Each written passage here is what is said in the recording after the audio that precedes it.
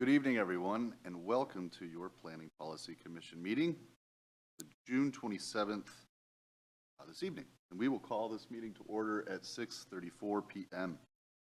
Tonight's meeting is a hybrid meeting. The Planning Policy Commission is in person. We do have staff with us this evening. We have staff with us virtually. We also have Commissioner Milligan with us virtually. And we may have an audience with us virtually. Staff, do we have a quorum this evening? Yes, we do. Great, thank you. There are no minutes to approve tonight, so we are going to move into our first part of our agenda, which is public comment. For this meeting, we're holding general public comment right now. So if there is anything before the commission, as far as generally, this is the time to be heard. There will be a separate time period for the public hearing a little bit later. Staff, has anyone signed up to speak for public comment right now? Yes, sir. Okay.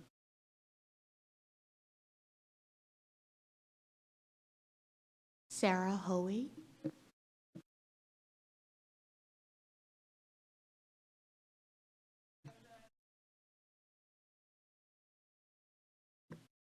Can you hear me? There we go.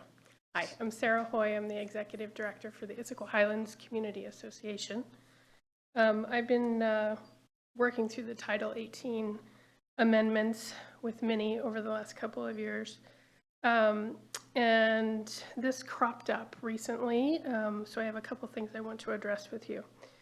First, thank you for giving me the opportunity to address my concerns. On the recent upgrades to Title 18 and the code changes, particularly around the 18.508.030B on the HVAC unit setback requirements. Sarah, can I stop you real quickly? So our public hearing is on the Title 18 amendments. Right now, it's just general public comment. Okay. So if you want to be part of the public hearing and have it on record, we'll be doing that a little bit later. Okay. Would it be better if I did it then? Okay. Then I'll end. Okay. It'll be probably about 10 minutes. We're going to move pretty quickly. Perfect. Okay. Thanks. Thank you. Is there anyone that would like to make general public comments right now? In the room? Please. And please name yourself, your relationship to the city. For the recorder. My name's Connie Marsh, and I live in Issaquah on Squawk. So this is a process comment that is exemplified in the code updates, but goes across everything. So some of the code updates hit the environment and hit parks, but they weren't threaded through the commission's expressly made to look at those things before they came to you. And then some decisions were made, like which choices should we choose in order to not hit the timing limits. But those conversations were had and presented to you all like they were a done deal, when it's exactly those kinds of conversations at that level that should be brought forth for the community decision making. So I chafe at the exclusion of the community in some of the city processes. It's not just this department, it's other departments too. And I would ask that you try to carefully insist that you get the appropriate information at the appropriate time, like the environmental board then would pass on recommendations to the language, and park board would look at it and might give you some comments too. Those are just examples. And if you see those processes not happening, if you could remember to ask for their opinions, because they're supposed to be provided to you in order to make your own decision. Thank you.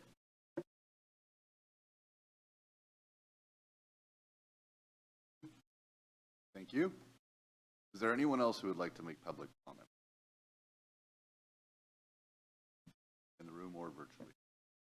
Chair, there are no attendees that have public comment. You Thank know, one attendee is emailing me and is having trouble logging in, but I think his comments are on Title 18. We're trying to figure out if we can get him to join. Thank you.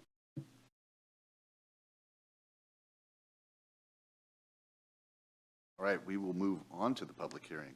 Tonight's public hearing is regarding the first phase of annual updates to Title 18, the city's land use code. We will open the public hearing, which will be followed by a presentation from staff. Then the PPC will ask follow-up questions. Next, we will take public testimony. Finally, the PPC will deliberate and, if appropriate, make a recommendation to the City Council. Stephen Padua, our long-range planning manager, will be presenting tonight. So Stephen, when you're ready, please go ahead.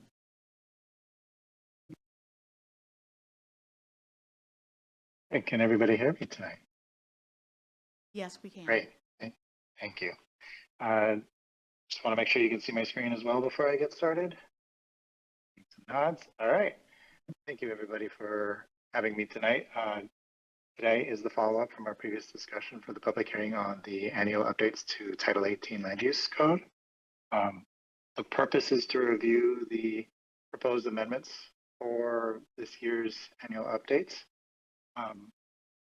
Similar to a lot of the questions that were posed to you at the June 20th meeting, we are here to review several policy questions related to some of the code amendments, as well as the clarifying amendments that don't have specific policy questions presented to you tonight.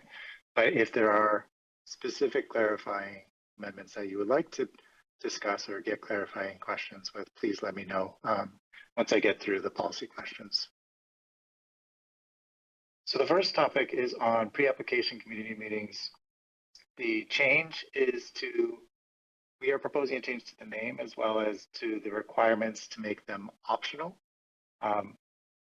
for pre-submittal and then required post-application submittal as part of the development review process. What this does is it allows the city to comply with a exemption from refunds as part of State Bill 5290. This bill was adopted last year, and what it does is it actually requires cities to abide by certain timelines based on specific projects, which are presented to you tonight. So for projects that don't require public notice, there is a 65-day requirement. For projects that require public notice, there's a 100-day requirement. For projects that require notice as well as a public hearing, the limit is at 170 days. And so within the same section in the bill, it allows a provision for cities to be exempted from refunds if they don't abide by these timelines, as long as the city can meet 3 of 8 options that are presented in this section of the bill. And so the city is actually proposing to comply with options J and D. And what is presented to the commission tonight is option G, which is the current proposal to make pre-application meetings not required. Just for context, we have ongoing improvements with our development review process in response to our own efforts to try to improve the development review process, as well as to State Bill 5290. We currently have a consultant that presented to City Council earlier in June to discuss their assessment of how to improve the development review process, as well as how this city could make changes to make those improvements, as well as the city has other ongoing improvements to the city website for understanding what our development review process is, who to contact. We have started to provide online guides for better understanding of processes for permitting, as well as starting to form our own internal teams to look at separate improvements that are aligned with the recommendations from our consultant. So the question posed for the commission tonight is, should the city change the community meeting, previously known as pre-application community meeting, to be optional pre-submittal and required post-submittal per the table as presented in the draft amendments? For the next item, it's related to technical document review, and what is being proposed is to change the requirement for technical document review to allow a little flexibility on what technical documents are actually required as part of the development review process. And this allows applicants to complete the review prior to decision to pursuing a project, just to allow some of the initial flexibility that was intended with the code changes with the Title 18 update last year. The next change is related to timing on development review decisions. This change is a change in policy, but isn't compliant with a requirement from State Bill 5290. So there is no actual policy question, just highlighting the policy change for the commission tonight. The next change through the list is related to heat pumps and HVAC installations. And, the change we're proposing is to allow heat pumps and HVAC installations regulated setbacks. In the last discussion on June 20th, the commission asked for two changes that we'll go through tonight. And the first being that if an installation go into frontage, that screening is required. The other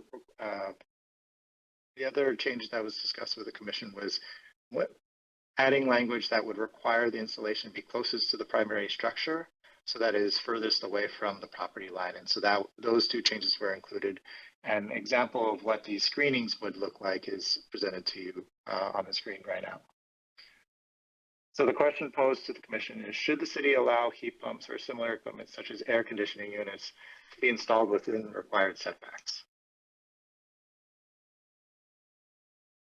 The next policy question change is related to the lighting code. What we're proposing for this section is allow stadium lighting to exceed minimum requirements with the required lighting study. And what was discussed with the commission at the last meeting was adding additional language that with the lighting study require mitigation strategies to comply with dark sky initiative. And so that language was added within the draft amendments for your materials tonight. So the question posed to the commission is, should the city allow stadium lighting to exceed minimum color rendering index with supporting lighting studies prepared?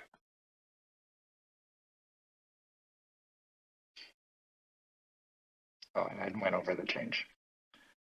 The next change is related to monument sign requirements. The proposed change is a clarification when monument signs are allowed or prohibited. And the question for the commission is, should the city change the requirements for monument signage where prohibited and where current signs may be modified or removed? The next change is related to landmark sign designation. The update to the landmark sign designation requirements is to simplify the criteria for maintaining landmark sign designation. What was discussed at the last meeting with the commission on June 20th was to add a little more criteria or specific additional criteria that would be more supportive of what we're looking for a landmark sign designation. And so that is included in the commission's packet for tonight. So the question poses, should the city simplify the requirements for how landmark sign designations is maintained? And the additional criteria that we added for landmark sign designation maintenance is specific to maintaining the sign shape, limiting the area change to 50% of the area sign or sign area, establish a priority to preserve the sign design, color, and texture, and then also adding an option for development commission review if the proposed design changes exceed any of these criteria. So the question is, should the city simplify the requirements?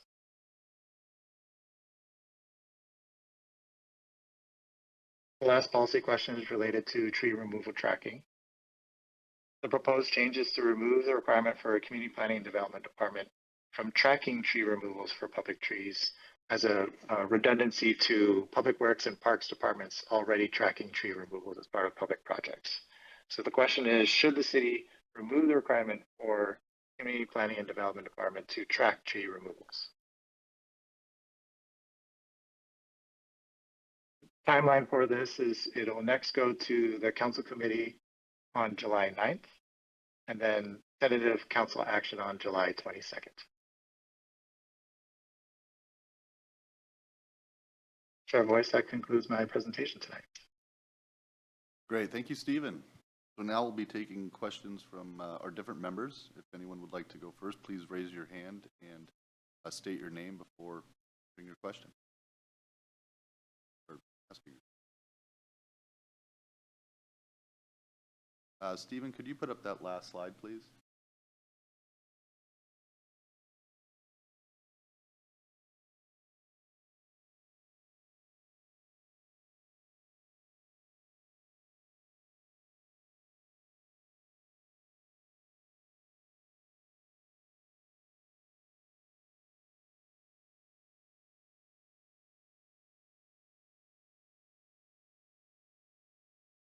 I know we asked quite a few questions at our last meeting, but I'm sure there's a few more.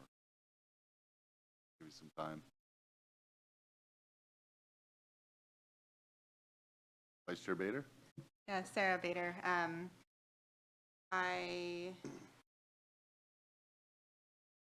understood the kind of what this question is asking, but to go deeper for question number 1 about the community meetings, why was that option chosen out of the A through J, or those 3, the A, J, and B, and not others? So a lot of what the other options that are listed within the bill actually require significant changes to the city's process or require certain investments from the city for either hiring additional staff or investing in additional resources to either streamline permitting processes or to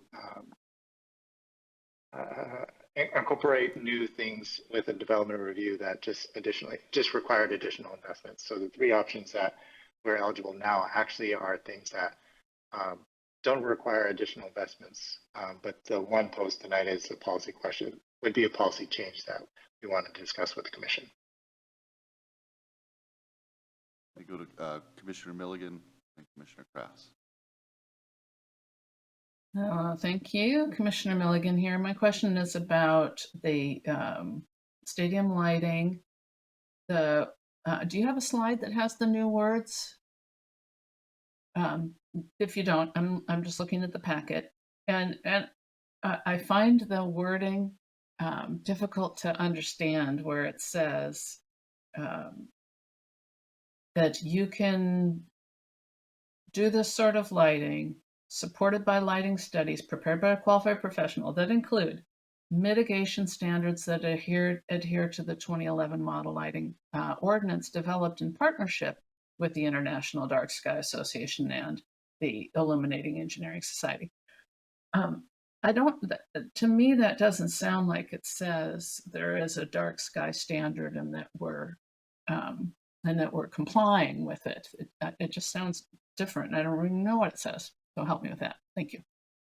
Thank you for the question, Commissioner Milligan. And that specific language, well, the reason why we didn't just say the studies need to include mitigation strategies that align with Dark Sky Initiative is that it wasn't specific enough. So that language actually aligns with the language that we have in the lighting code, where we specifically call out the Dark Sky Initiative within the purpose section of the lighting code.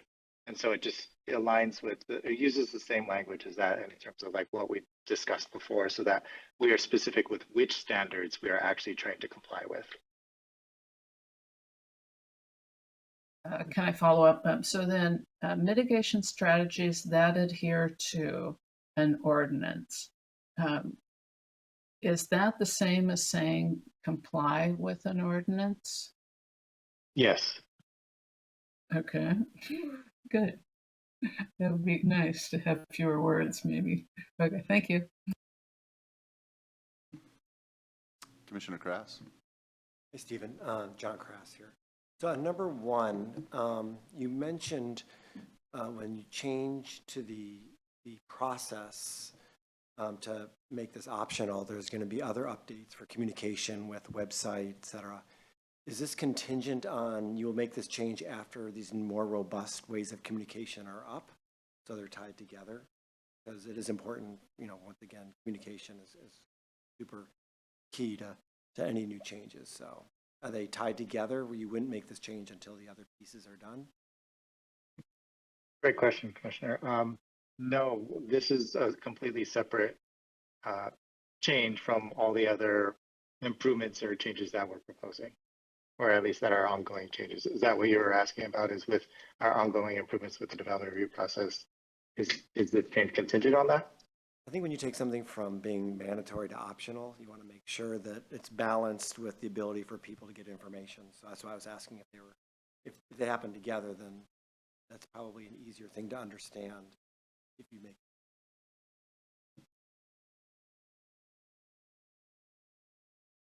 Maybe I'm not being clear. It's communication via the website. And I forgot the other couple points that you had on there.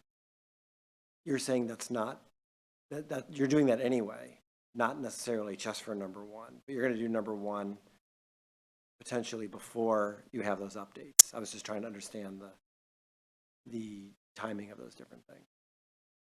A lot of the updates that I spoke to as part of the presentation have already occurred, and we're still doing them. Okay. And so the improvements to our development review process are separate and ongoing, and are not contingent on any of the code amendments tonight. Okay. Thank you. Thank you, Commissioner Krass. Commissioner Samweta. And just a clarification for number 2, I think it's 18 instead of 12. But one question there is the flexibility to reduce the cost on the applicant or for another reason as it pertains to the technical document review? Yes, Commissioner, to answer your question, a lot of the flexibility would eventually result in cost savings for the applicants. Okay, as they get to the decision for if they're going to move forward with the project. Okay, thank you. Correct.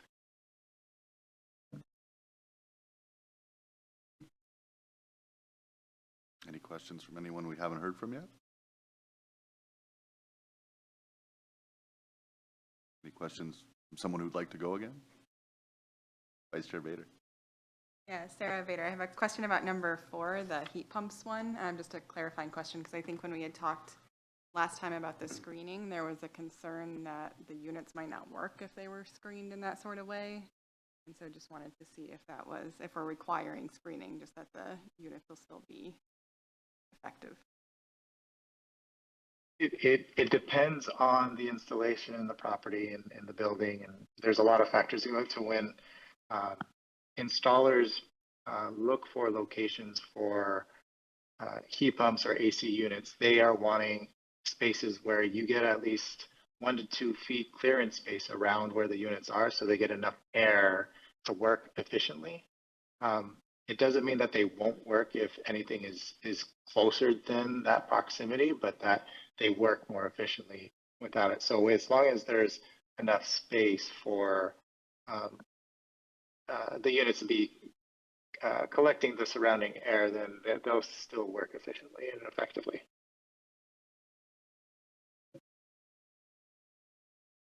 Commissioner Milligan. Commissioner Milligan here. Thank you. I'm going to the same as Commissioner Bader, the amenities in the setback area.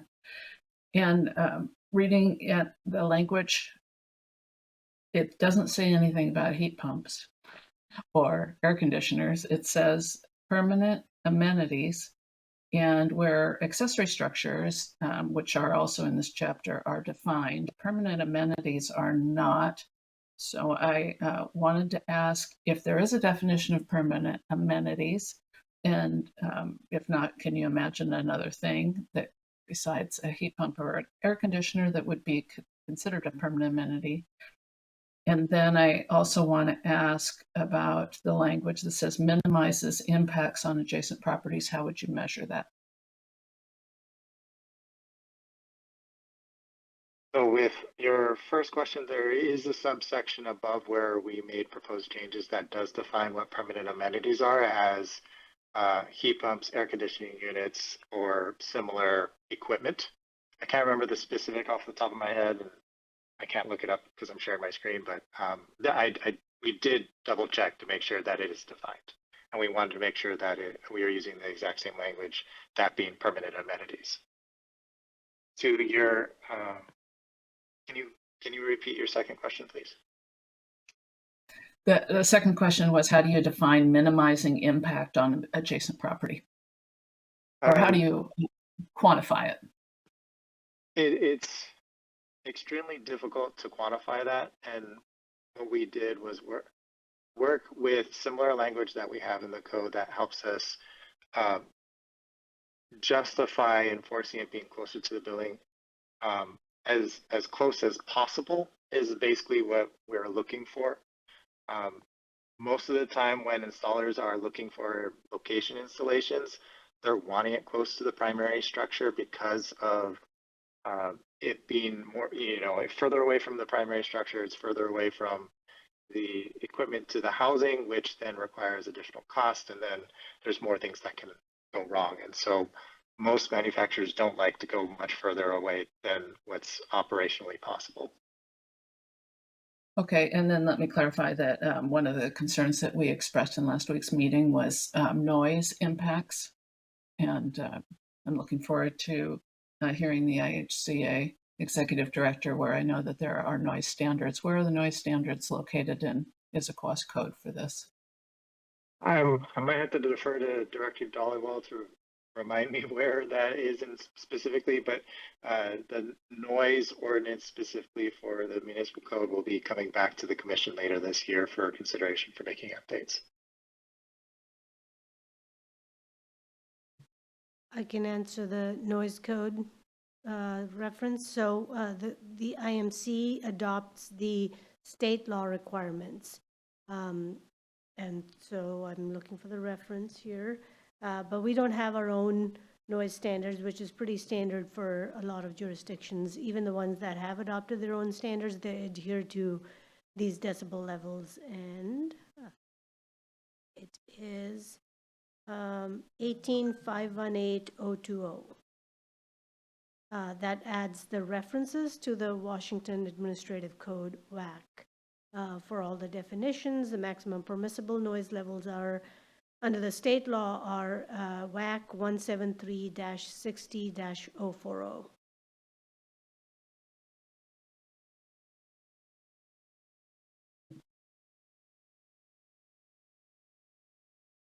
Did that answer your question, Commissioner Milligan?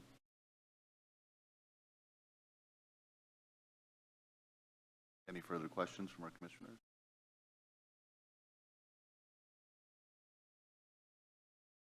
Commissioner Patterson. In regards to question 8 on the tree removal, I saw the city response notes about the urban forestry plan. Can you remind me the timeline of when that is expected to be rolled out? It's my understanding that's coming up sometime in August. Stephen, do you have an exact schedule for that? I believe that the city's urban forester is bringing the, I think, draft language to the environmental board in August. I think that's at least the timing we're aware of at this point.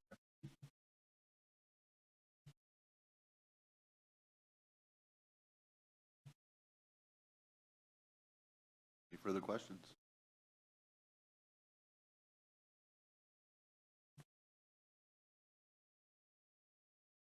All right, going once, going twice.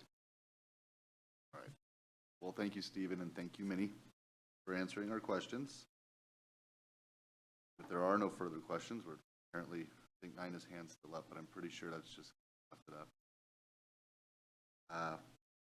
We'll begin by opening the public comment, and we will do that for the public hearing right now at 7:02 p.m. So I do want to go over a few ground rules for the public comment.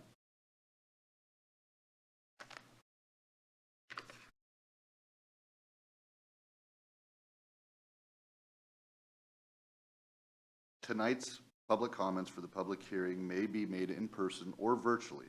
And for all those who would like to speak during public comments, we do ask that you speak clearly, pause frequently, and that you state your name before you begin to speak. If you are attending virtually or by computer, and you would like to speak, we do ask that you please mute your microphone when you're not speaking. And if you're having any technical issues, try joining the meeting using a different device such as a smartphone or tablet. You can use the call-in information in the meeting invite to call into the meeting. Public comments are a very important part of the public process. We take them seriously. They are part of what factors into our decision-making. Comments right now are for the public hearing, and we do ask that you please limit them to 5 minutes or less. All right. Is there anyone who would like to speak on the Title 18 Code amendments? I believe there is. Sarah Hoey, please. Hello, Sarah Hoy. I'm the Executive Director for the Issaquah Highlands Community Association. Thank you for giving me the opportunity to speak. I'd like to talk to you about Title 18 Code Change 18508-030B on the HVAC unit setback requirements. Quickly, IHCA is the largest HOA in the state of Washington. We've got 4,711 homes, and we have new construction coming still. We have over 600 townhomes, over 1,084 condominiums. So any changes to Title 18 code in the HVAC setbacks is a minimum effect to at least over 1,600 units. IHCA alone processes over 300 ARC requests annually.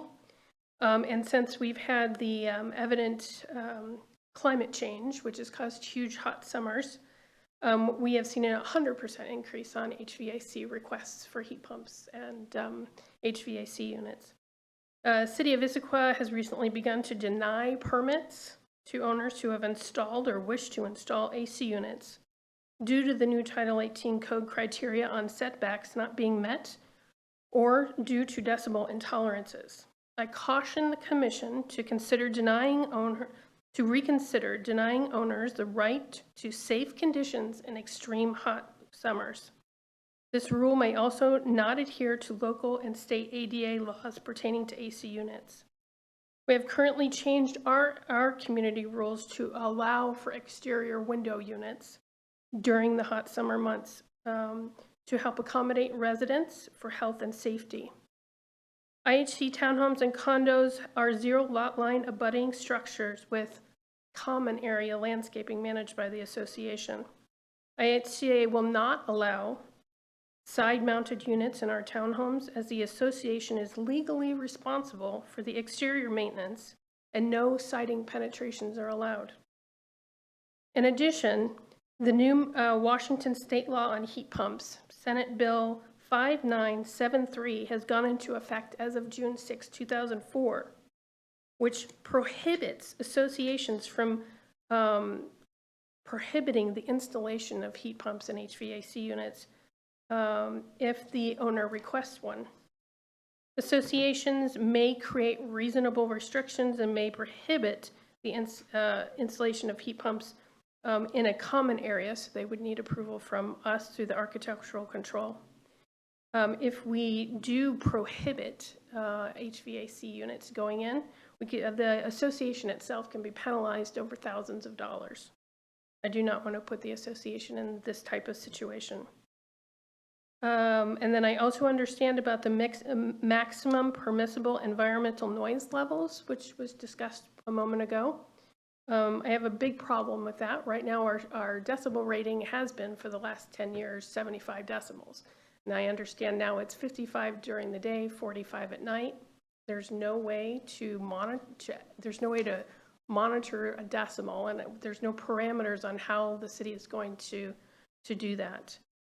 So I'd like to be part of the conversations when that happens.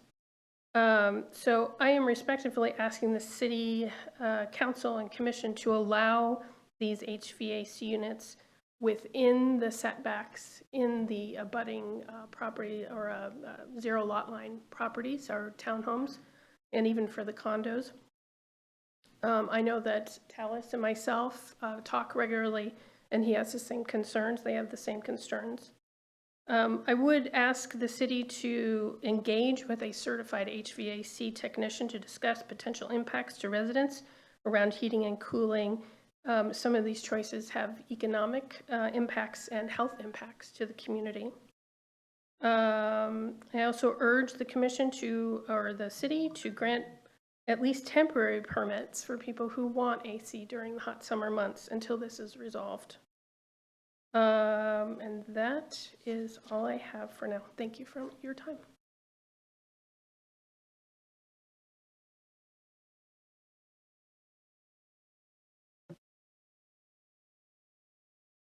Public comment, Rick?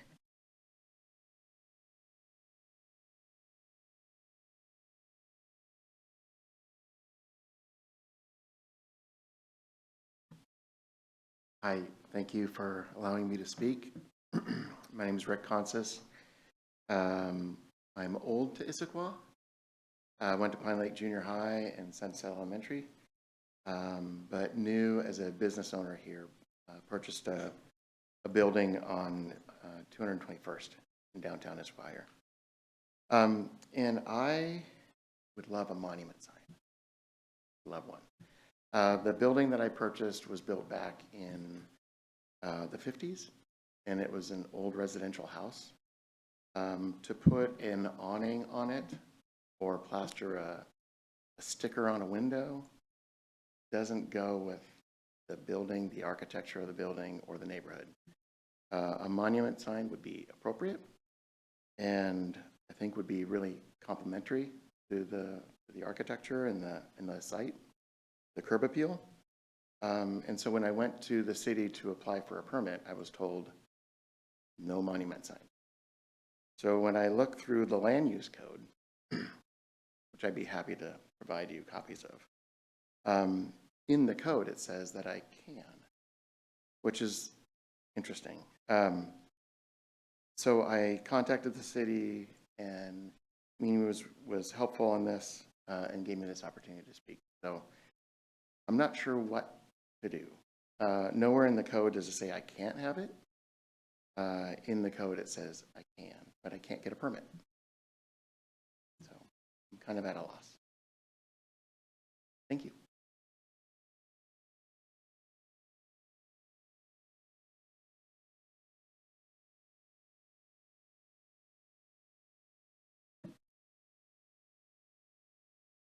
Good evening. My name is Ken Eastman. I'm a resident of the Tallis community in Issaquah. I'm also a member of the Tallis Residential Association with the role of looking after our common space in Tallis. And so I'd like to comment on a number of issues related to Title 18, but not specific necessarily to the business in front of the commission tonight. First off, I want to wholeheartedly agree with my colleague from Issaquah Highlands. The impact that Sarah talked about is certainly felt in Tallis as well. Townhomes really can't get air conditioning or heat pump, if you enforce the setback rules. The state rules on decibels, they just don't work anywhere. There is no air conditioner or heat pump that anybody makes that could meet those requirements, 55 dB and 45 dB. Every air conditioner that we look at is up in the low 70s is a quiet one. So that's a huge problem where the city is now enforcing a state statute that they hadn't previously. If a resident goes and requests a permit, they're likely to be denied because of those two reasons.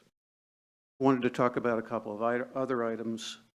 The tree code, quite frankly, does not work for our open space. We have 78 acres over many little pieces of scrap parcels that have been deeded over to us over the years.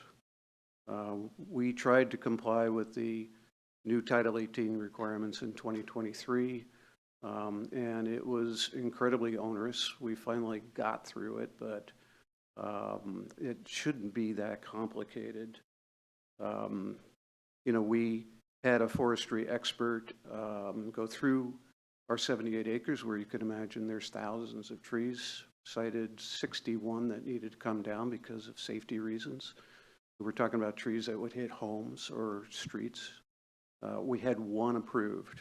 We went back and reworked the report. We had about half of them approved. By the time we got through all of that, it cost us about $20,000 in permit fees and arborist reports just to get through that onerous process. And I'll add to that, I'm talking about forests here where trees seed, they grow, and they die. It's a natural process. The city requirement says when you take down a tree, you've got to put essentially a large tree back, a 2-inch caliber tree that's 6-8 feet tall. You can't just plant that in a forest and expect it to grow. You know, when Weyerhaeuser cuts their forest, they don't put 6-foot trees back in, they put seedlings back in. So once again, I ask you to look at the tree code. It just does not work for forests. Another item that I would like to discuss at a brief level, and I've got a 2-page white paper that I put together, really about the durability of the landscaping and associated landscaping that's required in the city code.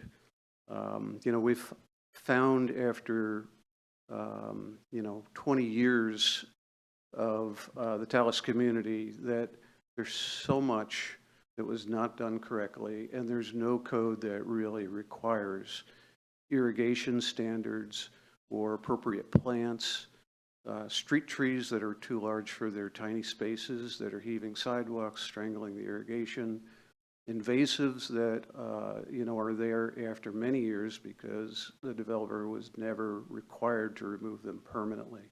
So I would like to submit to the commission a white paper on our experience after 20 years of development, and where, quite frankly, it's cost the Tallis residents a huge amount of money to rework the items because city code didn't require the work to be done correctly or in a way that made it past a reasonable timeline.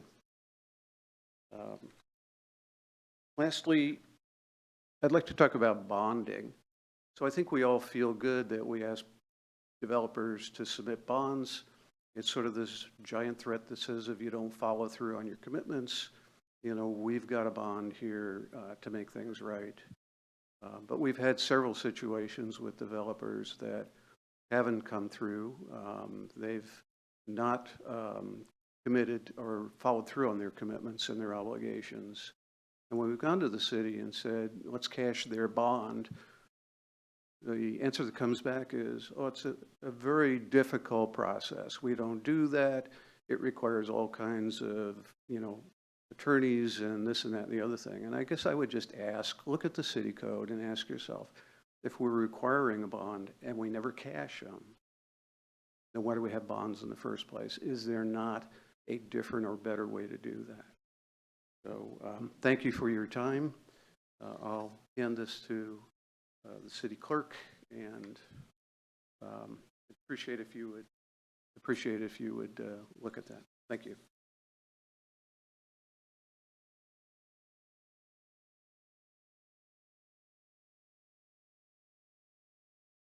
Chair, we do have one member virtually that would like to make a comment. I apologize. Yes, ma'am, you can move forward. I know, I was so shy and demure back there. Nobody could possibly see me. Connie Marsh again.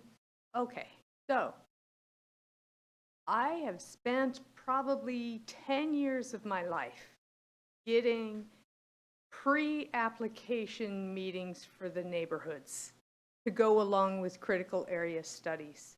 Because once you have a complete application with all of the investment and time from the applicant and the city, you cannot get a darn thing changed, because that's how it used to be. And it was horrible. The neighbors would go out and they would talk and they would cry and nothing had happened. And it's just infuriating. So after many years of effort, we finally got pre-application meetings with critical area studies so that the neighbors could tell the developers in intimate detail about the land that they would be working with, and they would learn circumstances that you would never know from any other test, because people just know, right? And so I was more than disturbed to find that now it was going to come after the complete application, and we were reverting to the past, which does not work. And then I was a little more disturbed to find it was because it's the cheapest way to go.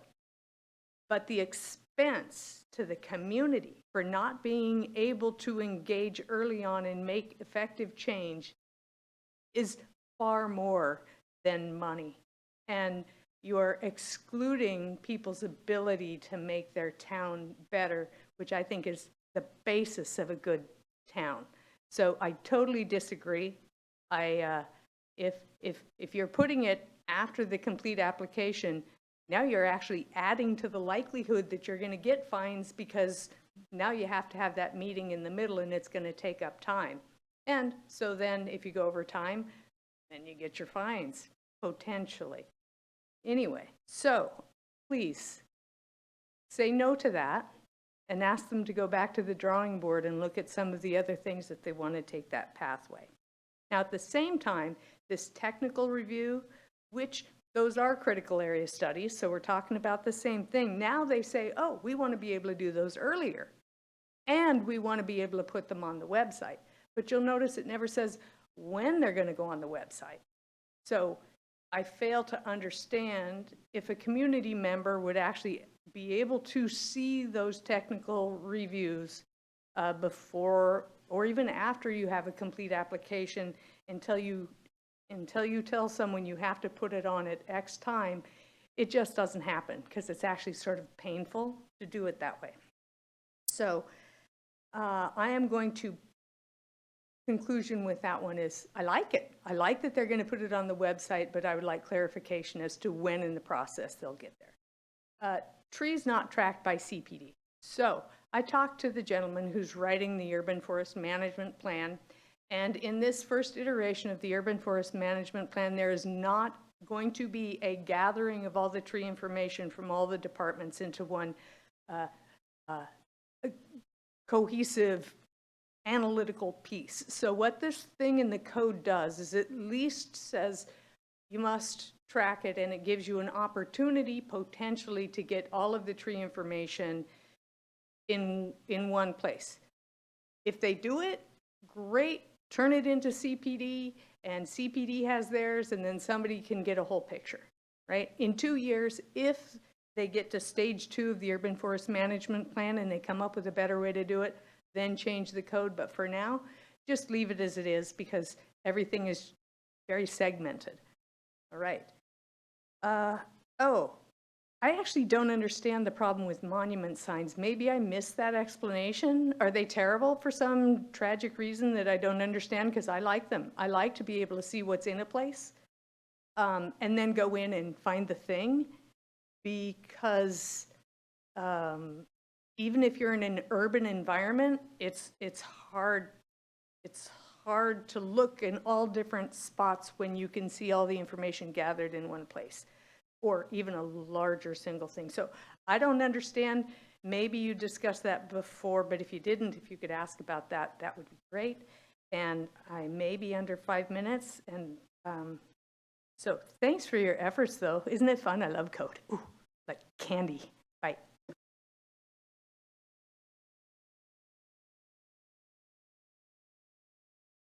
Chair, we do have a attendee that has a comment virtually. This is Marnette Lewis. I am now unmuting your line.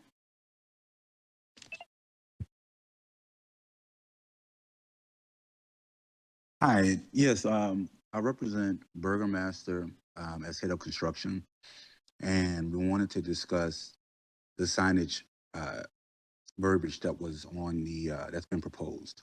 One, we're excited to be here, and we're really looking forward to really getting some solid footing in the community, and also having a building represent just an overall layout. And so we wanted to update that signage. The actual sign itself, the facing, really give it a big refresh, but have the colors match our brand standards. I did send some information over to Minnie, and just wanted to discuss and work through that process with the city. So we just appreciate your considerations.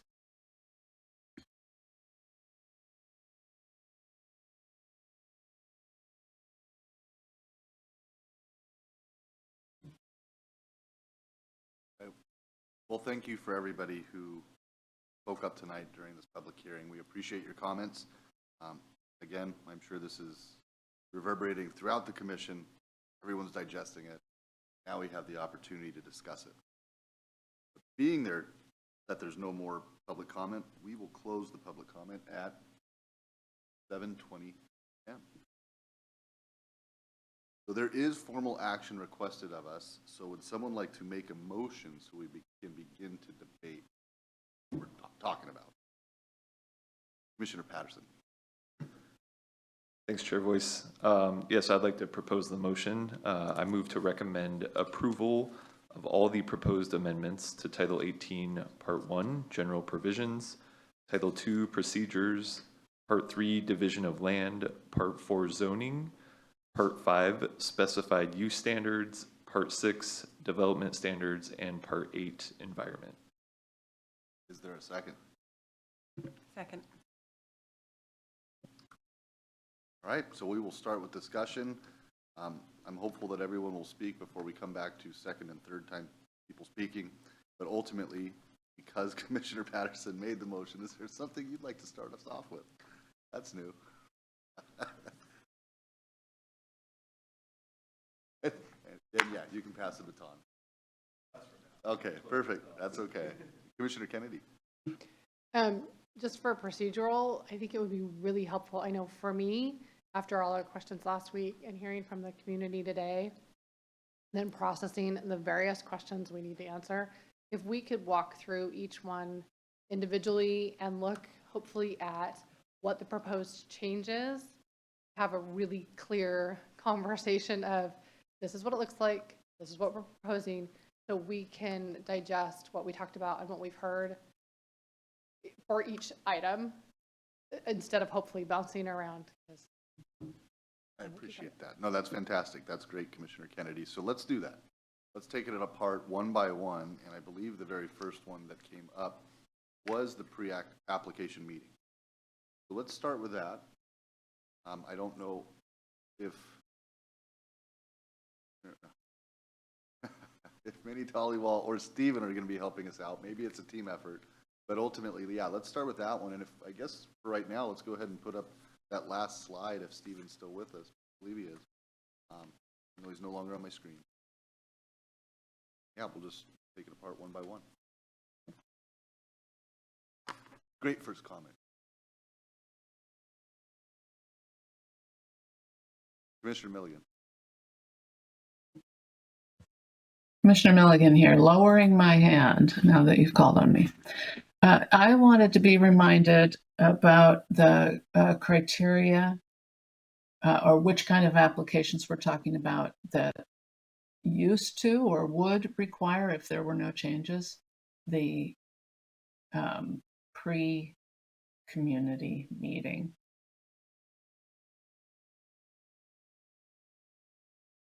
Pre-application community meeting. Which applications require that?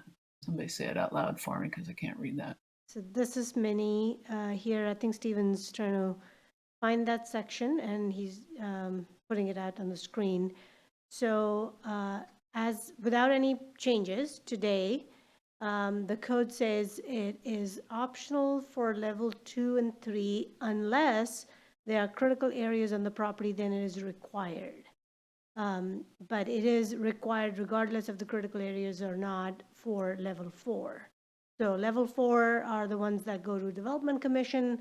Level 2 are administrative decisions, that trigger a notice of application, but they don't require a public hearing. And level 3 are the ones that require a public hearing and the hearing examiner makes the decision. But building permits and such and all those things are level 1. So there's a separate table that explains which type of permits are level 1, 2, and 3. But the basic difference is the process whether you have a hearing or not, and who the decision maker is. So it's optional unless you have critical areas, then it's required for level 2 and 3. It is required for level 4 regardless, without any proposed amendments as the code is written today. And it is true, there was a lot of community feedback into this, and this is important for the community, and developers have said they do value this early interaction with the community, because then they know what some issues are earlier before they bake the whole project. The state bill is in front of us, and we were waiting for guidance from Department of Commerce. It goes into effect next year, and we still don't have, a lot of cities are struggling with that. In terms of, I think the slide that Stephen showed, the 3 out of 8, we're not tied to those 3, but we had kind of, looked at the list, and those 3 rose to the top of what could be done. Now, the options for you all to debate tonight, based on the public comments you've received, are leave it as is, and we can come back to it after the state bill implementation guidance comes up from Department of Commerce and relook at it more deeply and thoroughly if any changes are needed. We can make it optional now in anticipation of the state bill, but require it, we recommend it to applicants to do it. For those that don't want to do it, we will require it as soon as the application comes in. So I think that's the version that Stephen portrayed here. The other option is to leave it required for critical area pieces for 2 and 3, and leave it required for level 4, but there needs to be some sort of like a completeness, that we can turn applications legally to say you haven't done this. Because what happens for level 4, they usually come in and talk to the city because it's a larger project. They want to know what the codes are. For the little projects, level 2 and 3, they sometimes just upload the information online. And so the practical reality has been that we've, then once we look at the application, we say, you need to do this, and we quickly turn around and, schedule that. We want to meet the intent of the state bill and the law, which is to be timely in all of that. So we will do our best to, as soon as we get that application for pre-community, to do it within 2 to 3 weeks of getting that application. It's still, the timelines are pretty aggressive under the state bill. I mean, it's 60 days, 75 days, and 175 days, which is, it takes a lot to put these meetings in. There's a lot of value to it. The community desires it. The developers also like it. So I think we just want to leave it that. Because it was proposed, we've kind of left it as this, but there are options for you all to consider. One is to just defer it at this point and take it off the list. The other is to keep it as is, but add it to the completeness list, and the third is to do what we had recommended here. Great, thank you, Minnie. Any debate? Mr. Patterson. Might be more of a clarifying question, but so there's pre-submission, they submit it, and then they have to hold the meeting within 60 days. During that time? No, that 60 days when an application is deemed complete. Got it, okay. The cities have only 60 days in-house review time to issue a decision. Okay, perfect. That clarifies what I needed to know, so thank you.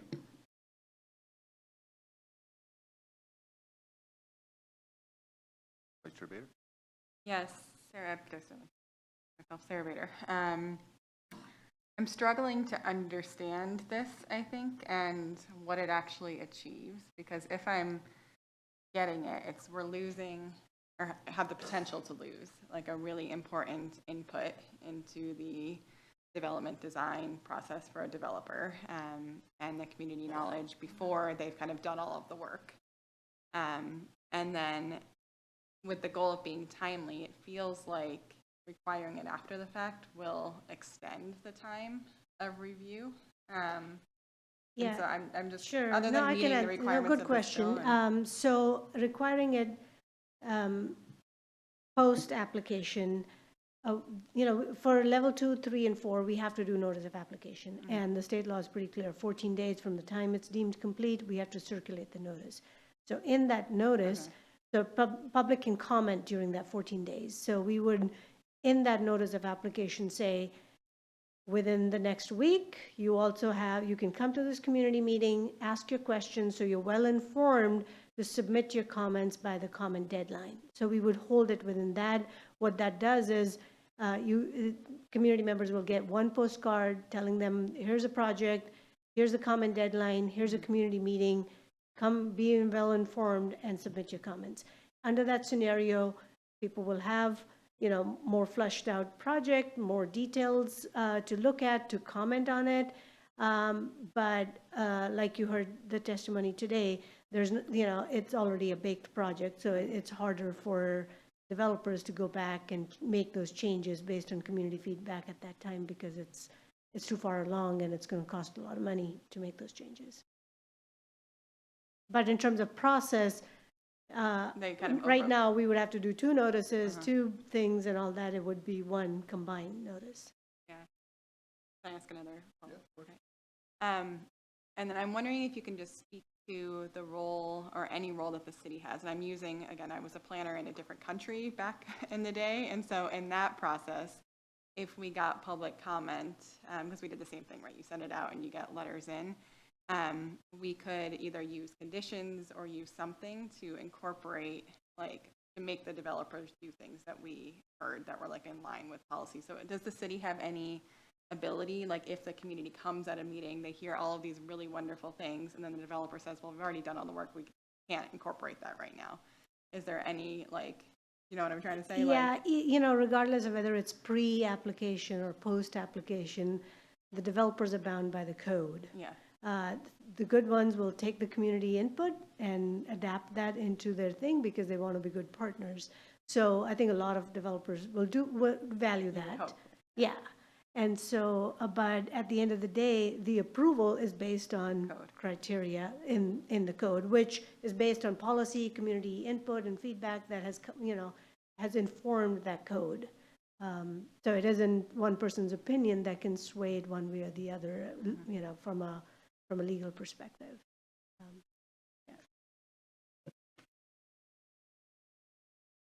Commissioner Kennedy.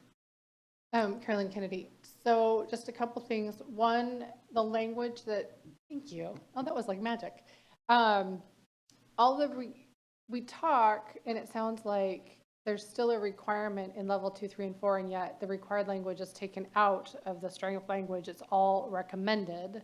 There is no, the word required's been redlined.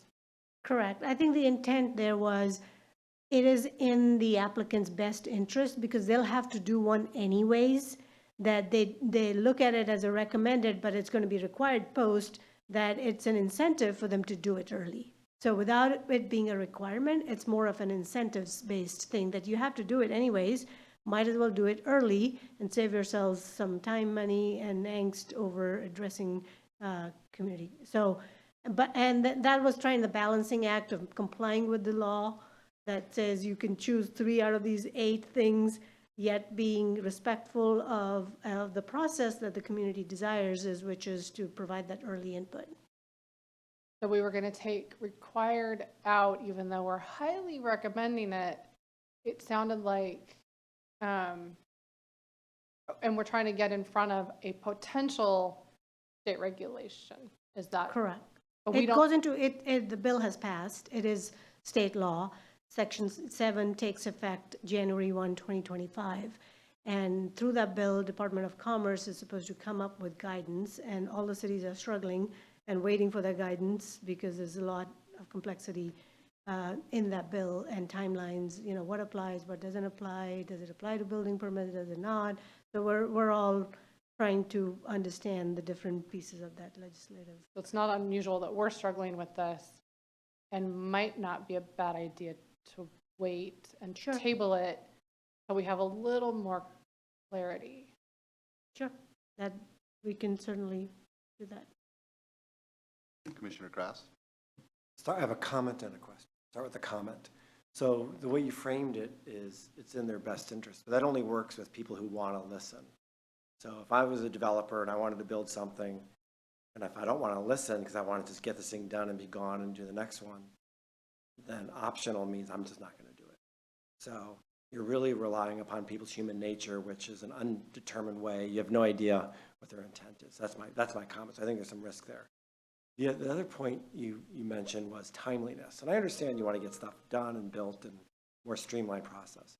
Do you have a sense of between the way it is now, which means don't change anything, versus what you have recommended here, the beginning to end date of timeliness, what time difference would be, and as opposed to just the concept of one would be faster than the other? Yeah, so,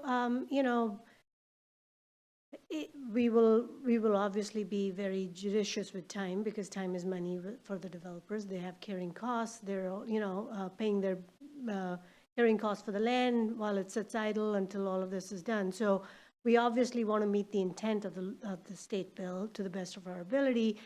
It's the time between, by requiring it pre-application for a developer who's really pressed on time, will look at it, at least a 3-week, if not more, a month added on. If we really quickly move, there's a lot of production that goes into mailings, postings, finding a place to hold the meeting and all that. So there's an effort needed.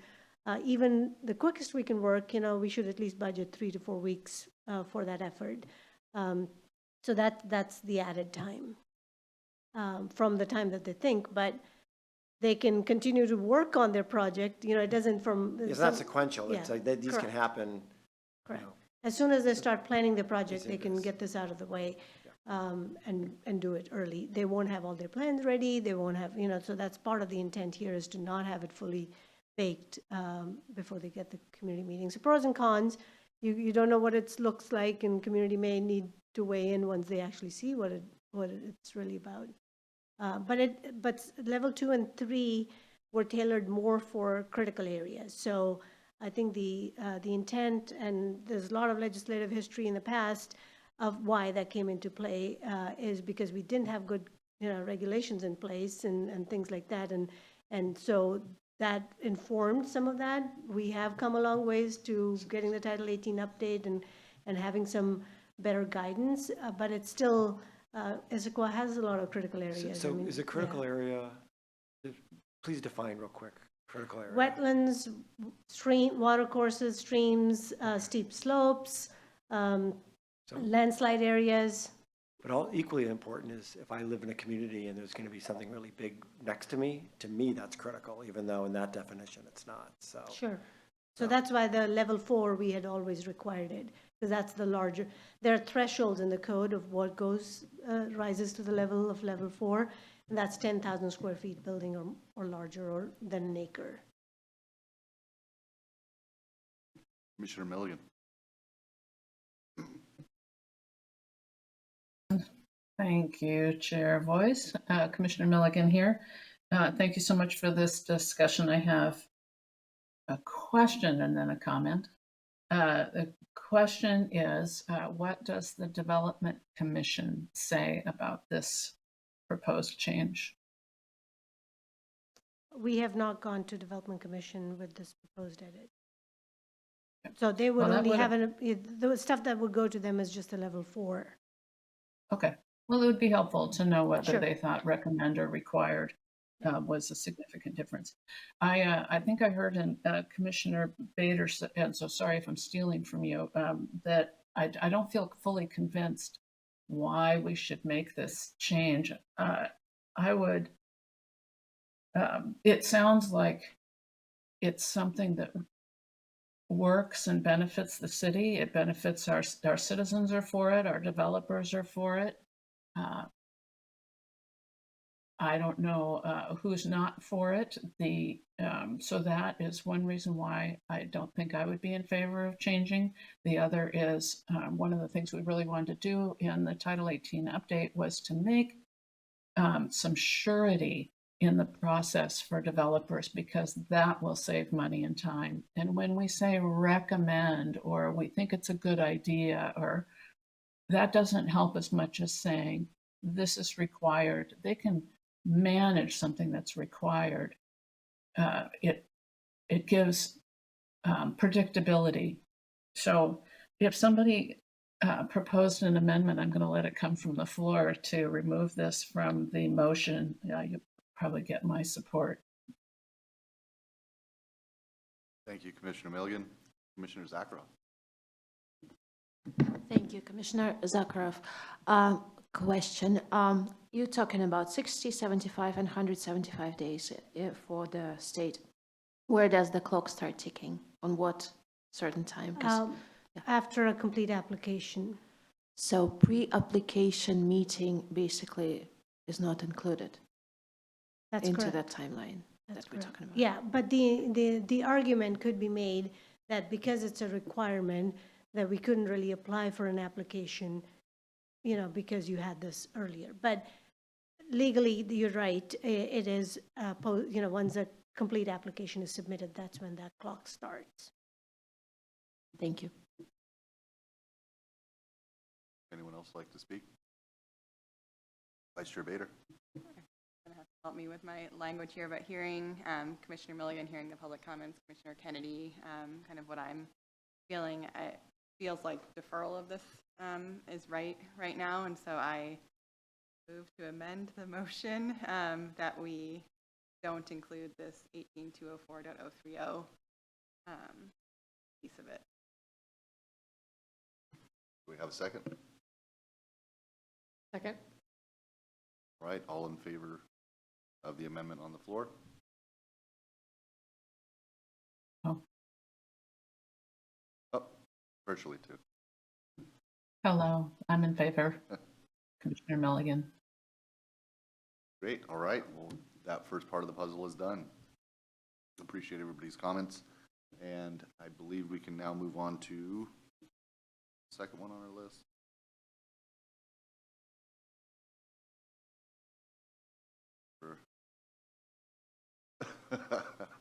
Technical documents.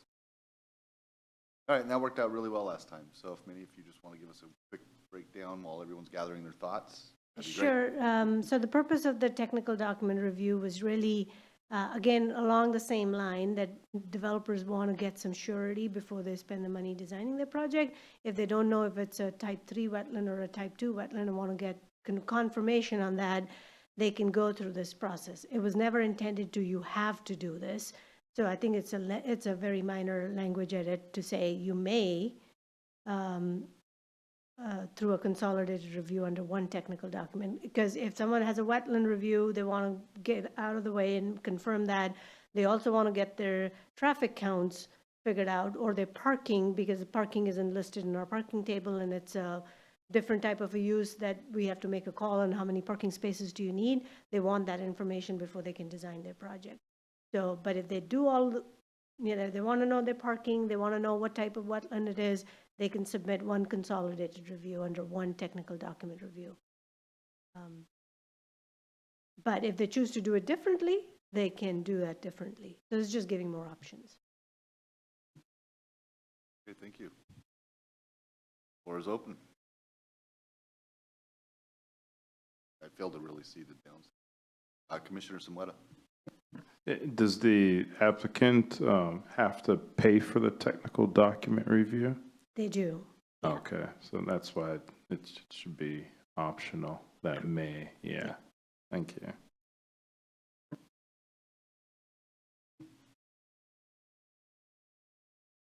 Any further discussion? All right, I don't believe we need an amendment. That's part of it. Oh, part of the original motion. See my Robert's rules book. Okay, I believe the third one was no policy change, or there's no policy question. That was just an update by correspond with the state bill. So that one we're not even discussing, correct? Okay, so I think the fourth one was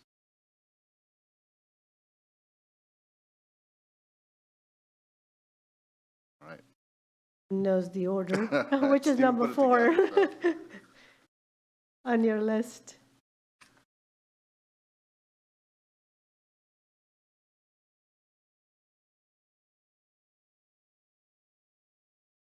Oh, heat pumps, okay. Great, thank you, Commissioner Patterson.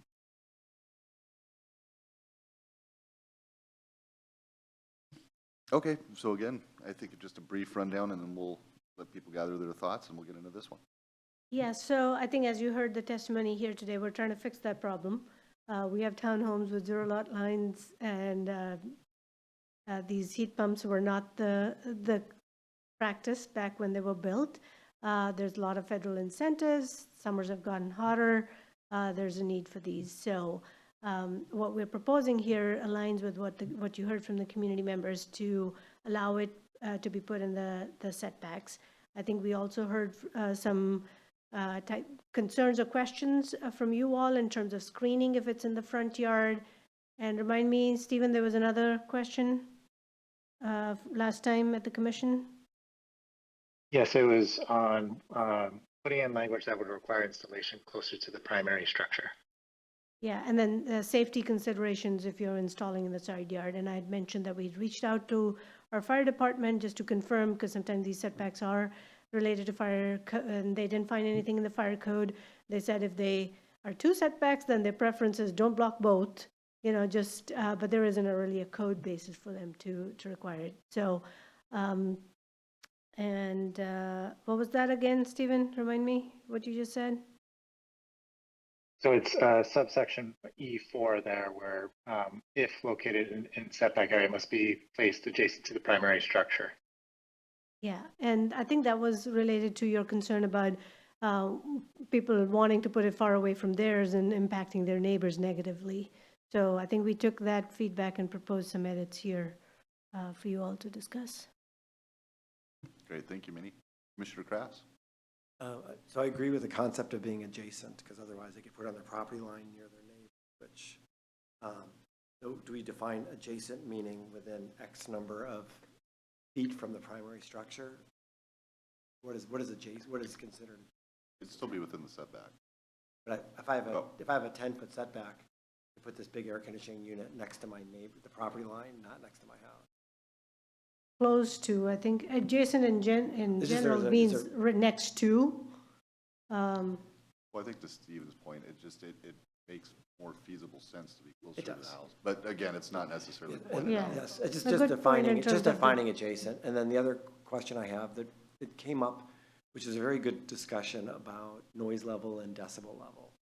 And I find it puzzling, because I've never studied this, that if the state has a requirement that is so low and there are no ACs that meet that, how would they have established that as a standard? And is it something we should go back and look at what the true decibel levels are? Because I'm sure my air conditioner at my house is not matching that, and no one ever said anything to me when I put it in. So Yeah, so those decibel levels are at your property line. So the unit itself may be 70 decibel levels, but it's what is your decibel level at your property line.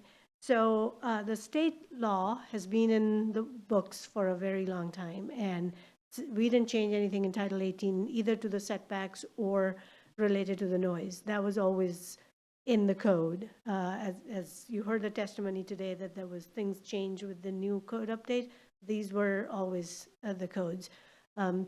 But to answer your question about the state law and the noise, I did reach out to Department of Ecology to see if they could address it at the state level, so the cities don't have to deal with this on a city-by-city basis, because we've reached out to other cities. Some are just operating based on complaint basis. We don't think that's a good strategy, because then we go down this path of, okay, we have to do the decibel levels, we have to take it, and we have to prove it there is a violation. That can cost a lot of resources, but also is not foolproof method. Other cities like Seattle have come up with their methodology of, okay, here's your specs for this unit, and here's a math that you can do to get to this level. They'll spit out a number on your property. We took that and got some opinion from an HVAC, expert, and they said, yeah, it works. So informally, we can kind of, look at what the noise dissipation is at the property line. But the problem for Issaquah is some of these properties that are developed that are wanting to do this are zero lot lines. So there's really no side yard setback. The only thing they have is, I think the photos that that Stephen had on its slides, it's just their garage and entrance to the units. So it's more complex for things like that. The state law also requires us to provide a 90-day notice to them, to Department of Ecology, if we're going to adopt anything different than 55 and 45 decibel levels. We have formally started that process and sent them a notice, but it can come in phase 2 of these development, of this bundle that you're looking at today. But we didn't want to delay this for the summer and kind of put it on this fast track. At least we can address the setback issue if there's consensus to address it, and then we'll deal with noise legally when we have some more, when we've met our requirements of notice and all that. So it won't hold any permits up. That was the concern that it's. Yeah, people get- unfortunately, we can't issue permits that don't comply with the city's law. So we can't give temporary passes at this time. That's why we are bringing this forward now. The schedule for the setback issue is going to Planning and Development Environment Committee, Council Committee on July 9th, and we hope the council will take action on July 22nd. So we can at least, this is the quickest we could get before the summer was over to address this issue. Will the city council have the decibel report? What you're looking for, the Department of Ecology? Will they have it Yeah, by we the need time to they meet the make 90-day Department of Ecology, and they'll come back to you to say, do you want to exempt these from noise levels? And if you say yes, then we'll take that forward. There's also another way of doing it, of having approved models as a list that could be installed that, Yeah. I'm just trying to think of, because otherwise you're in this circular motion and nothing will ever be approved, and you may, like, I'm sure that my neighbors, all of our air conditioners are louder than 5 decibels, and they're, it's a few feet away from the property line, so. Yeah, so the options that you'll consider when this comes forward to you will be well thought out, but out of the top of my head, one could be just to exempt heat pumps from noise levels as long as they are below 70 decibels or something, whatever the industry standard is. I think what you probably heard today is there's another approach of just American Heating Association. I forget the name. It's some association that they just have a standard. And I think Talis has adopted that as a 270 standard. So instead of a decibel level, they're just saying, this is what the unit has, a sticker on it. That's much easier for them to enforce. So, we'll bring all those options to you when we come back. Commissioner Milligan. Okay, I'm a little confused. The state has a noise ordinance code or a WAC that says the 55 and 45 at night at the property line. And Director Dhaliwal, did you just say that the city or a city could say that we're going to exempt these sorts of appliances from a state code, or that the noise level, acceptable noise level, could be higher than the state code? That's what we're trying to figure out. But procedurally, if cities go above and, different than the path that the state has laid out, we have to give them a 90-day notice to say, yeah, this will work, or no, this is a bad idea, cities, we will not allow you to do it. So, yeah. Okay, I think I'm understanding this this process, and I am going to go ahead and throw a comment out there that I appreciate the amendments or the updates to the changes that are proposed for this section, but I would like the noise management to be more explicit, perhaps even to say must adhere to the WAC for noise. And the reason for this is that we're talking about in a 5-foot setback and a side setback, and usually in a platted neighborhood, if it's 5 feet on this side, it's 5 feet on that side, and that means the primary structures might be only 10 feet apart. And to our discussion last week, these appliances can be extremely loud to those who don't choose to use them. I sympathize with the concern for the hot summers, and especially in Issaquah Highlands, sitting up there. It used to be a forest, now it's an open area with a lot of pavement. It does get extremely hot. But this outdoor heating and cooling appliances aren't the only way to heat and cool your home. There are indoor appliances where the noise doesn't bother anybody.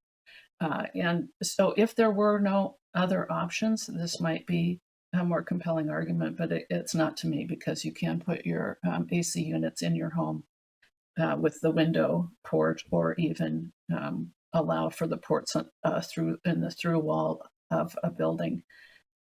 The other reason that I'm concerned about this and about noise, there could be some other things, is that the permanent amenities, when we use phrases like this and we say such as heating and cooling, 5 years from now, what would be another permanent amenity that would need to be managed? And we can say, oh, we'll cross that bridge when we get to it. But usually several of the offending permanent amenities that we haven't thought of today sneak in. And if we could at least manage for noise, that in subsection 4, that we refer to the WAC. And then, I'm sorry, that's all I'm suggesting for the code, but because we do care about people's safety, that the city dedicate time and effort to the other commissioner, I think it was Commissioner Krass, who said, let's find some pre-approved so that it makes it easier for people to find the right appliance. And then if we are even more concerned, we could find a way to help fund income limited people to purchase these appliances, because they need them just as much as those who can afford them. That's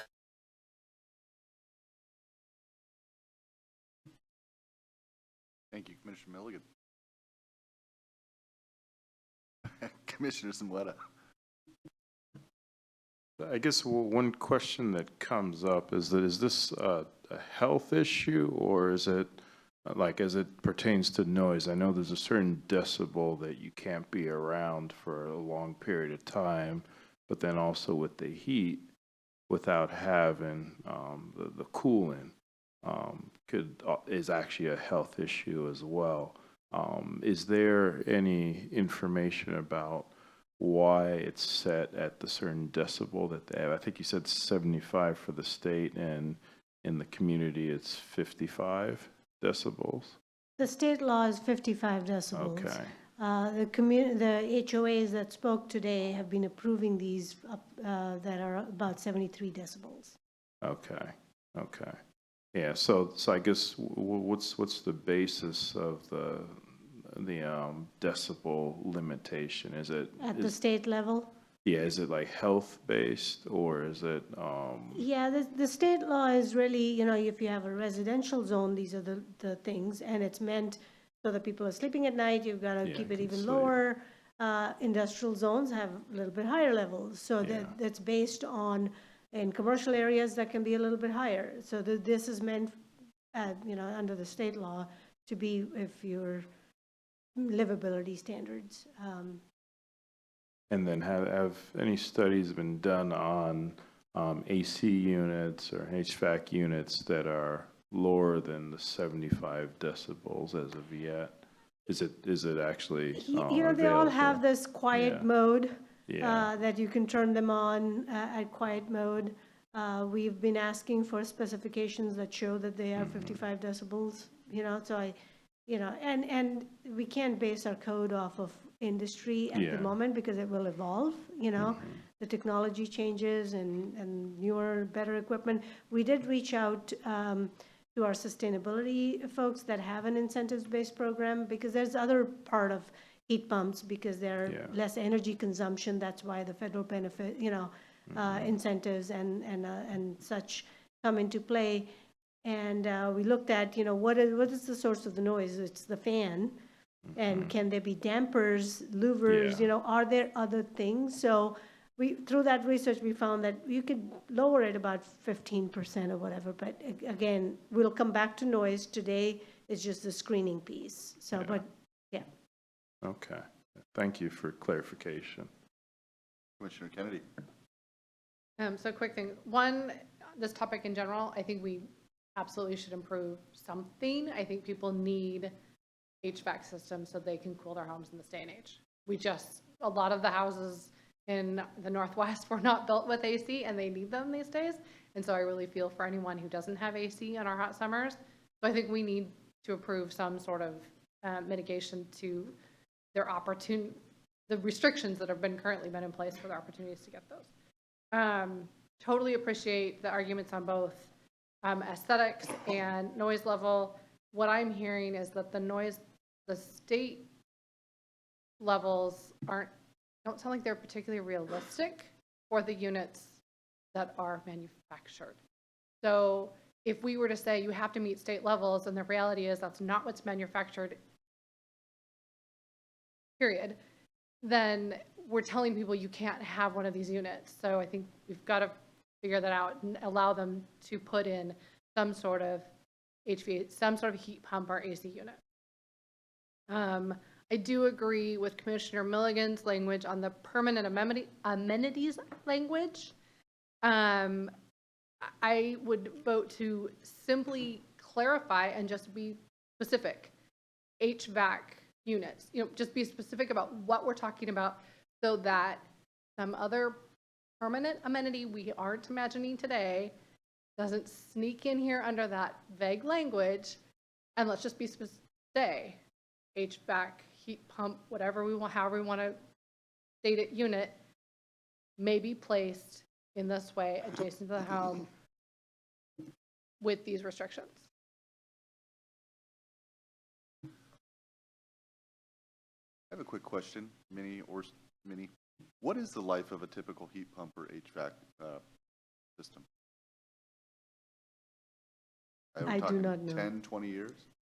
I get the feeling like the state law is set up to drive the manufacturers to meet it. Stephen might know. Do you know, Stephen? Average lifespan? I do.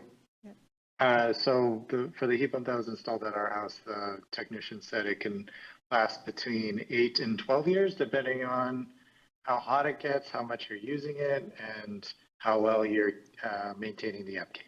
So basically the same lifespan as a water tank. Correct. So I have to agree with Commissioner Kennedy. This is about equal access. Part of our city's mission is equity. So again, allowing people to have access to how they're going to heat and cool their homes, I think is important. You have Old Town, which is definitely set up a little bit differently than Tallis, and Tallis is definitely set up differently than the Highlands. So I think it's important that we give people options in how they're able to go about this. My concern is really the screenings, because again, it sounds like from the state we have requirements that we really can't meet, but it sounds like you guys are working with the Department of Ecology to address those things. So I think we'll see, the council will probably have a little bit more knowledge by the time it gets to their table than we will. I've got plenty of faith that they'll look at the decibel language. Like I said, the screening, the townhome, that's kind of the thing I'm concerned about. Don't want eyesores in our lovely community. But if it's not against the fire code and the police and the firefighters don't have any problem with it, I think you got to let them do it. Myself. And I do agree with Commissioner Kennedy and Commissioner Milligan. I would like to see that language tightened. I don't know if it would be the same, because a pool requires its own permit, but I can think of just, those different entities that you need for things like pools, right? So filters and filtration systems. So there's a whole list of what such as could end up being. I think that in this one, it was just, we won't allow those in the side yard setbacks and things like that. So we can just call it out instead of permanent amenities. I mean, we wouldn't want to make the code user-friendly too. So, someone that's lives in the code language may wonder what's a permanent amenity. So we can switch the word permanent amenity to mechanical units, and, ground-mounted mechanical units can be located in the, without calling them heat pumps, because there may be other things, but any mechanical unit. Is anyone finding that too restrictive? Mechanical unit?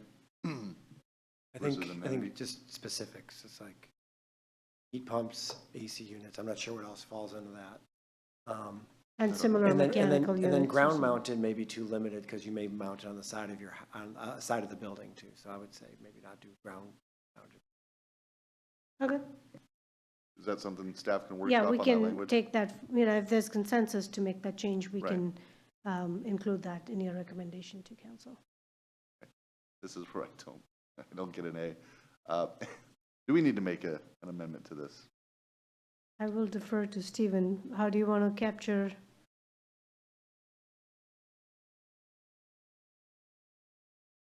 I think for this purpose where we're just clarifying what we're going for, you don't need to make an amendment as for we're maintaining the intent of what we're trying to propose. Yeah, the spirit of it's still there, just a little bit of language. Okay, great. Would anyone else like to further comment? I don't want to shut it out, so. All right. I believe the next one is monument sign. Stadium lighting. Yeah, so the way the sign code is written, it is confusing. And that led to this confusion about whether a monument sign is allowed or not. Stephen, can you bring up that section of the code for commission members to actually see the monument sign table?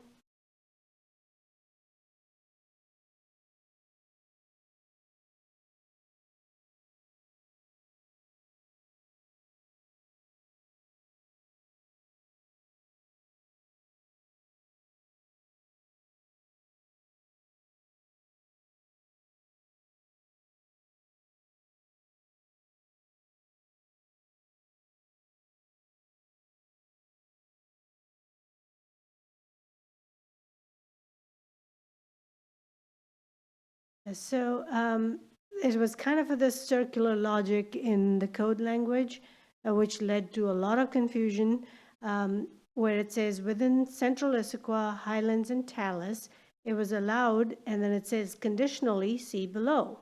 And then you go to the conditionally see below. Do you have that section here, Stephen, in your document? Okay, so conditions on the monument sign says a monument sign in those neighborhoods, Highlands, Tallis, and CBD, which I believe this particular property is in Central Business District, CBD zone, that if you have it legally in place before this chapter was adopted, it can remain. It may be replaced prior to demolition if you're demolishing the building, and then replaced has to comply with the size requirements of the new code. And then if it is demolished and a subdivision is redeveloped, it has to be eliminated. So it got really nuanced, but the intent here in Central and all of these neighborhoods is that the code is to bring the property lines to the build-to line. So you're bringing, as redevelopment occurs, that the buildings are going to come closer to the street's edge, that the building mounted signs and such are allowed, but monument signs are not, because at the time of redevelopment. That's the legislative intent of the sign code that was established. The language was extremely confusing, which led to some confusion. So we're trying to clear the language, but I think the request from the community member here is to allow monument signs in these districts, or where you don't have one pre-existing monument sign.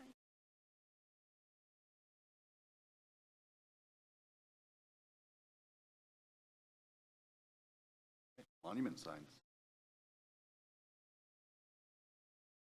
So if the intent is actually to bring them forward, I'm just trying to think, because again, all the monument signs I can think of, whether it's Issaquah, Maple Valley, typically those commercial buildings are pushed back. The idea is, especially in the Highlands where you're adding more density, we're bringing those buildings forward, but then they kind of do look out of place, right? Then you'd actually prefer, that'd be preferable that they would be building signs, awning signs, those type of things. Right. But obviously there's, you're talking about 10, 15, 20 years of redevelopment in some of these areas. Is there a way that the city can exempt older buildings? That is, because again, to your point, you read the code and all of a sudden it says new monument signs. So I understand the confusion, probably understand the frustration if it was my business, but how do you allow us to move forward with keeping the intent for newer development while allowing exemptions for possibly older ones that still have the deeper setback. Yeah, I mean, some of these, I mean, we don't know how many of these, to answer your question, like, can we allow it, and how many of these are redevelopment doesn't happen overnight. There's a lot of properties that may develop over a long period of time, or may never, develop, and those are pre-existing things. So cities that care about some of these things do go down the path of doing an inventory of all the properties that currently have monument signs, which ones don't, and which ones are zoned these properties that potentially could come in for a request for a monument sign. I mean, that's goes beyond the scope of the housekeeping code amendments that are in front of you. That's more of a policy change. If the community desires to relook at all the monument signs, then that could be added to the future updates list, perhaps. If there's consensus that we need to look at allowing monument signs in all of these zones. But currently, the way it's written, the table was confusing. The intent was to not allow them unless they already have one, and that we weren't making them non-conforming. And if an existing building was being demolished, then you had to get rid of it as well. So.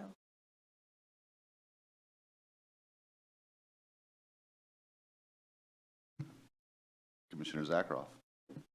So, Commissioner Zakharov, did I understand it right that you said that buildings that were built prior to a certain date, they were kind of like a little bit farther away from the street, and all new developments are closer to the street, right? Yeah, so, now we have these setback standards, architectural design standards, and the idea is that you're getting more, on the valley floor or in these master plan communities, that there's more build-to line requirements where you're bringing buildings closer to the property line. So maybe buildings that are currently farther away from the property line can be allowed to do that, and buildings that are closer, that are newer, maybe the exceptions can be made based on that? Sure, there will be a lot of buildings that, are pre-existing. Yeah. What's the city's policy on exemptions and variances? If so, for the particular comment tonight, is there a path for that? Because I think the intent's right, again, as far as redevelopment, but that takes years. I also don't know how many of these requests you guys get to build those type of monument signs. Are we talking about 2 a year? Are we talking about 50? I am not sure about the number, but I suspect there's a lot. But Valerie, who's online, might know offhand. Valerie, this question comes up often about needing to put a monument sign in these neighborhoods?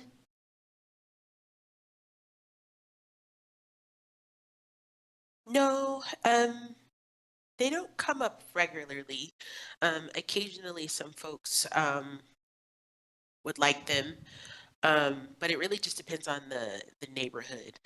Some of the larger businesses, like the areas where like Hobby Lobby, they would like monument signs, but not for smaller businesses.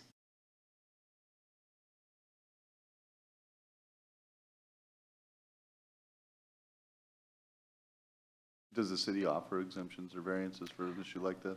I'm not sure, yeah, anyone has an option to go through a variance process, but it's costly, and it is unique circumstances for that property that, you would have a very hard time meeting all 8 criteria for something that you just desire.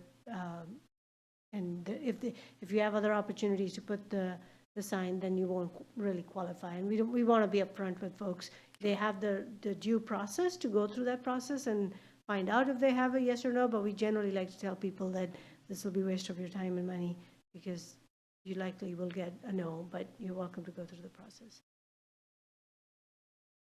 I guess we could do a flash poll. Real quickly, who's in favor of changing it to allow monument signs? I think I worded that right. Who's in favor with the language right there as far as changing it to allow monument signs in the CBD in the Highlands and in the Talus. Who's in favor of changing it to allow those? Yeah, change, because this doesn't allow it. Yeah, the proposal in front of you is just to clarify the To language, clarify, so okay. there's no Okay, confusion. well, still, I guess the question stands, who's in, okay, let me say it like that. Who's in favor of keeping it the way it's written now?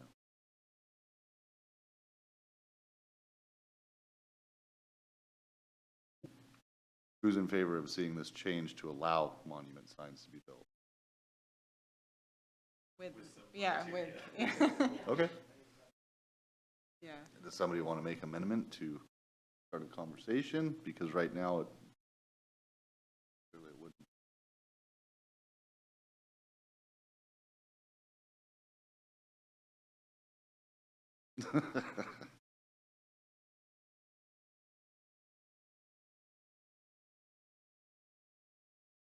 Yeah, Commissioner Patterson.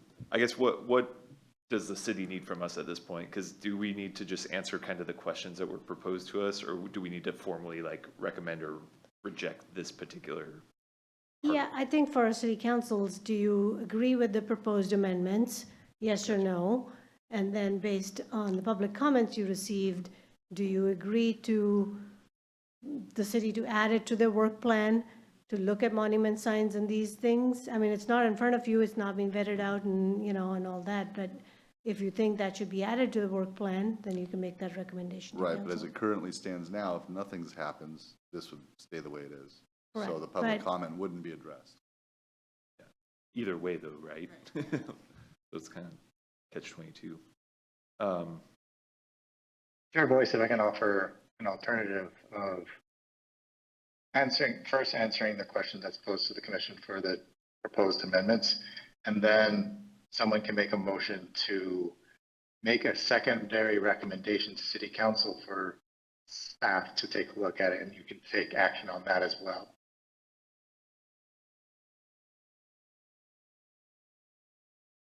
Yeah, I think that's where I'm at with it, is that I don't really like the two options in front of us of like either agreeing or disagreeing. I think that maybe a third option should be considered to kind of go back to the drawing board and figure out how we can better address some additional situations, in particular, the public comment that was made this evening. Yeah, I think the way Stephen put it is great, because then we should clarify the language in the code, because it is confusing. So that is one thing you guys should first make a decision on. And then additionally, if you think we should address the public comment, and that's part two. Commissioner Samweta?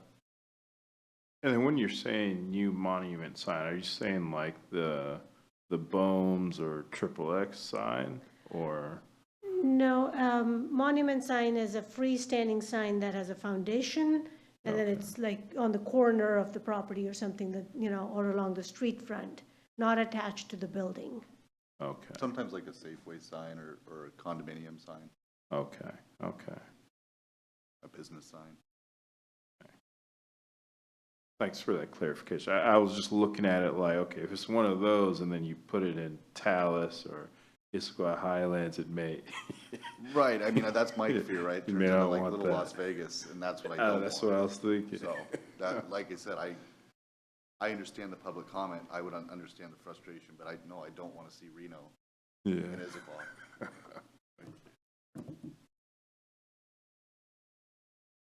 Yeah, we've got one, and it gets broken, and it's not maintained, and there's a lot of things that come with it. So, the business owner they're in charge of taking care of it. So, you got a good business owner, great. If you don't, they fall into disrepair, lights don't work, half of it's lit up, half of it's not.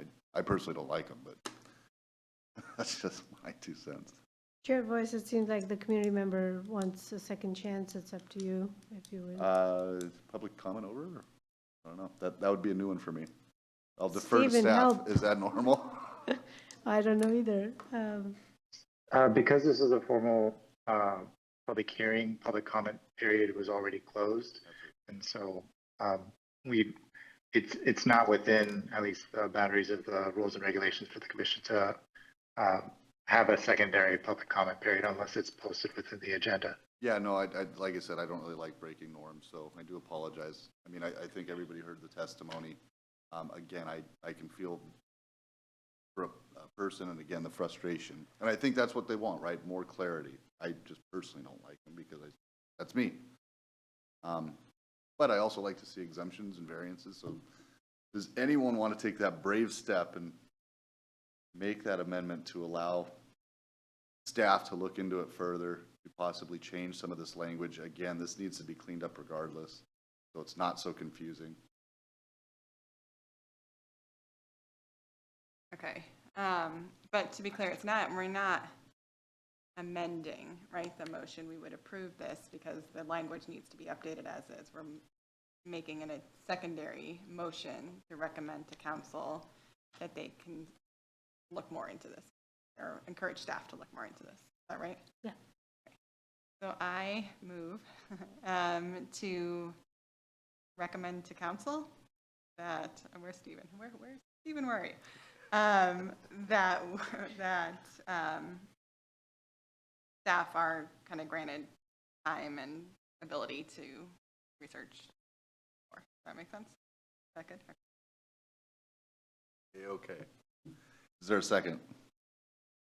Second. Thank you, Commissioner Kennedy. Stephen, do you have what you need? Yes, I just want to make sure that there's discussion in case there's anything else before a vote's taken.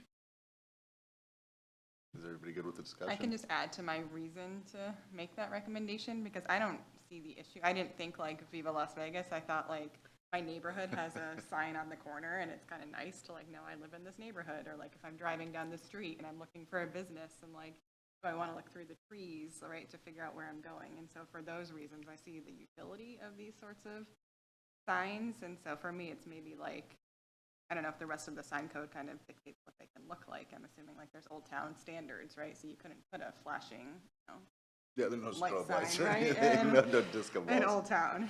But it's the maintenance part that just, that's what, for me, and again, I look at mine, it's just, sometimes not well maintained. Those are the things that bum me out. And But how yeah, there's many, definitely and how standards to it. many, each property has it, Right, yeah. right? Everyone would want it, and Yeah. so. But I don't get offended by like. All right. Are you ready to vote on Vice Chair Bader's amendment? All in favor? Unanimous. And I believe I screwed up the order. I think we got to go back to the stadium lighting.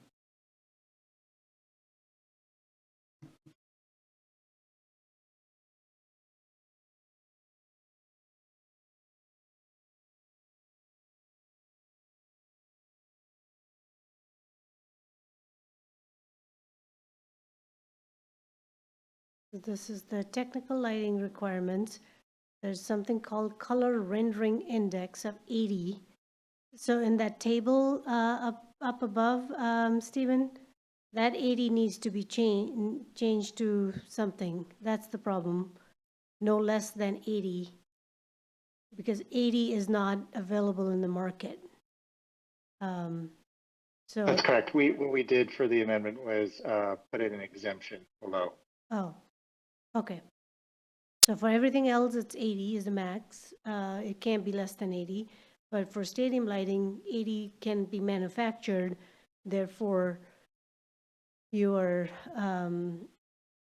exempt from stadium lighting as long as you adhere to the mitigation strategies of this model lighting ordinance.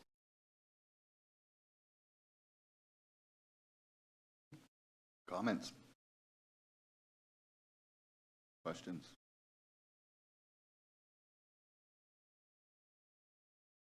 I can make a comment for the sake of it. I think this does kind of what we wanted it to do, following our discussion last week.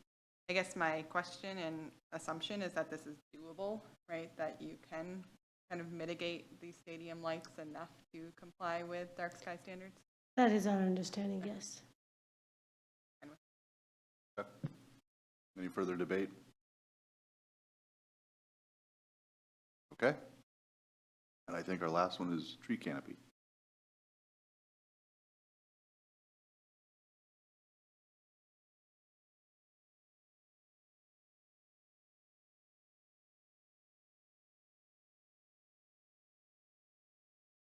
Oh, Forgot, landmark signs. Oh, yes. Yes. So you heard from Program Master that is looking at using this provision in the code. It obviously had some challenges in terms of our implementation. In my personal opinion, there were some conflicts between it. It says no name change, but that 20% of the text can be changed. So I think there was some inherent conflict there. So I think staff, Valerie and Stephen and others have been working on this and have some proposal. And Marnette, who spoke earlier, I think he may be still on. Yeah, and he's listening, and he sent out an email with some graphics that I have sent over, forwarded those to your Planning Policy Commission meeting. You're not approving his particular permit application or his sign, but that's an example to use for this filter. I think what's proposed in front of you is some boundaries within which a landmark sign, one, the landmark sign has to be in existence for 40 years. So there's not a whole lot of them in Issaquah that will qualify for that very reason, the definition of landmark sign. So it's not that this is going to be heavily used or abused, or everyone's going to be able to qualify for this, because none of the average life of a sign is in 40 years. So having said that, the proposal in front of you is still setting some boundaries within which these could be altered if they get that designation. So keeping the shape the same, setting a threshold of 50% to be modified, and it's really, we have 50% for redevelopment threshold, and we were just trying to figure out, instead of just picking a number, we already have a 50% threshold for when a non-conforming has to be brought into compliance, so keeping that. And then I think Marnette's comments in the email that was emailed are related to C. He's asking deteriorate, like if it's a damaged portion, we say here must be repaired rather than replaced. And in his particular context, the XXX, root beer, some of those lights are falling off, that would he be allowed to, at least, if it stays within the same context, looks like that, should he be allowed to replace them and not just repair them? His other question is related to new material must be consistent with the sign design, color, and texture as to how much flexibility there is. It is not exact like-for-like match. It's really keeping the intent of the design sign, so there's some inherent flexibility that staff can use. So if the material is wood and it goes to a metal but kind of looks the same, will that's his question, that will that, do we need to provide that additional flexibility there? The process for once this gets a landmark designation is, if you are making changes more than 50%, then once you get your designation, you can also go to Development Commission and say this 50% doesn't really work for us, and they can make that call. If you scroll down, Stephen, under 4, is there something, description of what that criteria is?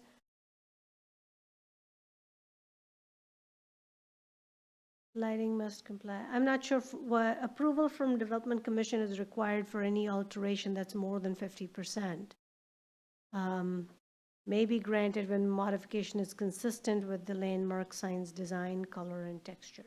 So you can, that's just an additional Development Commission's call. There's really not too many boundaries for them other than it's consistent with the design. So it's built on some sort of flexibility there for Development Commission.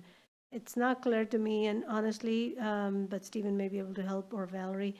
So how would it work that they apply for a landmark designation, and at the same time they can make a case that they need to make more than 50% changes, so therefore that should also be allowed?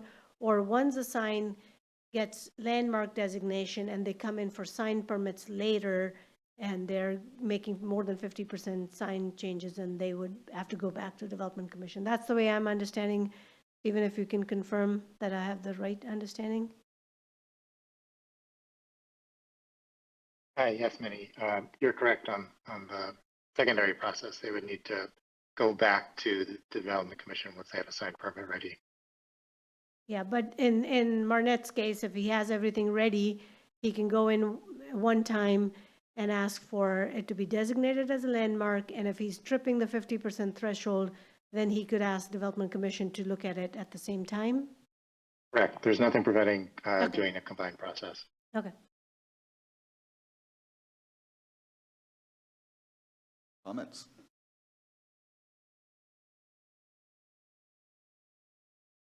What's the benefit of being a landmark? From the city's perspective, Sure. you know, it keeps the context and the historical character of the city. And sometimes those signs can become non-conforming, but there's the historical context. When the sign code was being updated, the historical folks did provide some comments. I think there was discussion at the Planning Policy Commission or at the council level, I can't remember now, to talk about what about Bohm's Candy and what about these things, you know, if they're not going to meet your sign code, should there be an exemption for that? And therefore, I think it came into, well, you can do a landmark sign designation process to keep that unique character of some of these unique aspects that have some historical context that you would lose otherwise. So the biggest thing is it allows them to basically skip having to fall into going through the new code. So if like the sign was damaged, they can repair it without having to go through the code. As long as they put it back the way it was. Yeah. But ultimately, other than that, like I said, it seems strange to me. I mean, I love the XXX sign, have for 20 years. It seems strange to me that we would punish Burgermaster by keeping a barrel. But I can understand that, yeah, they would no longer be able to advertise from the freeway. That sign would come way down. Yeah, no, rooftop signs are not allowed under Right. the sign code, so they won't be able to put up a rooftop sign. But yeah, at the same time, does anyone want to see a big steer with horns from the freeway? That's not the intent of what the landmark designation was. So, Yeah, it's that balance. Yeah. You know, the signs, nobody's going to keep them if they can't advertise their business Right. on it too. So that's just the reality of,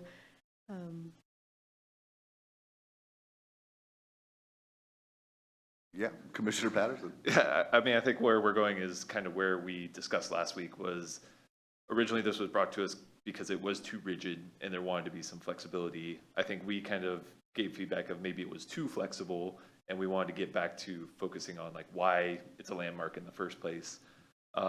So I think personally, like what's been presented to us today for the most part is a good middle ground in terms of it does provide the flexibility to allow a new owner to promote their own business while still maintaining the, I guess, spirit of what the landmark is. And I think some of the longer term community members who, as soon as XXX Burger went out, were like, what's happening with the barrel, you know, the barrel sign? Like there was some amount of wanting to keep that around because of its sort of landmark type designation. So I think on the whole, it's a good kind of middle ground. There's probably some fine tuning that maybe we can all help with, but I think it's a good improvement from where we were last week. Yeah, can I ask a question, Minnie? And thank you, Commissioner Patterson. So ultimately, let's use Burgermaster and XXX as an example. So ultimately, they'd have to keep the shape of it. Where they might be able to get away a little bit is obviously the XXX, the root beer. Yeah. Not see that. Thank you. Right.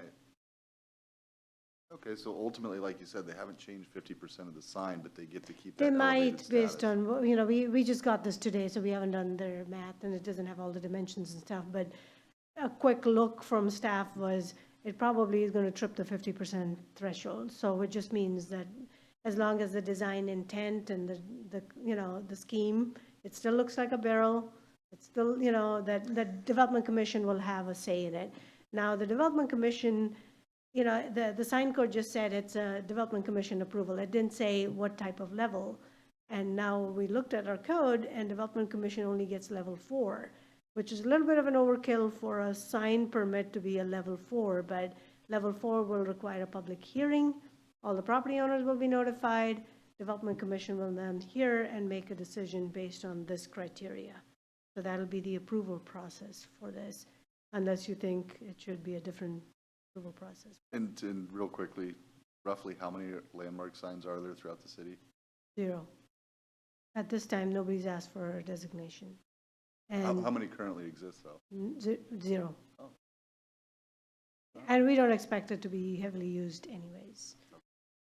Because of the 40-year Yeah, that's a existence tough mark. marker to make, Yeah. as you mentioned earlier. Yeah. Right? Commissioner Kennedy? Well, I think that sending the picture is extremely helpful. Yeah. Because we can Good talk move. about this till we're blue in the face, but until you see what the intent is, it's really hard to know, well, 50% of what? They could be changing color, they could be changing shape. But to see them keep the basics of the traditional sign there, and in a very nice way, add the burgomaster to it, really helps with assessing the general nature of this potential change to code.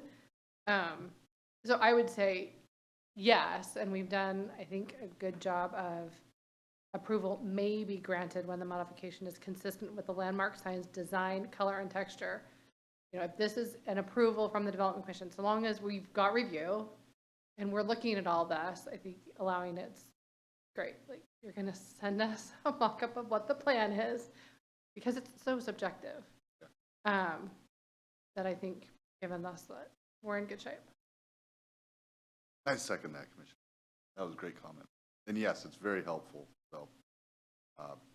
So if you want to address the public comments, in terms of now binding them to just having to replace, that they can't replace the damaged portions, to say, to the extent practical and feasible. At the end of C, the damaged portions of the sign may be repaired rather than replaced to preserve historical context to the extent practical and feasible. Because what if, they can't find the replacement for it or anything, but as long as it looks and feels the same, whether it's new or repaired, is, I think, the ask from the public comment tonight.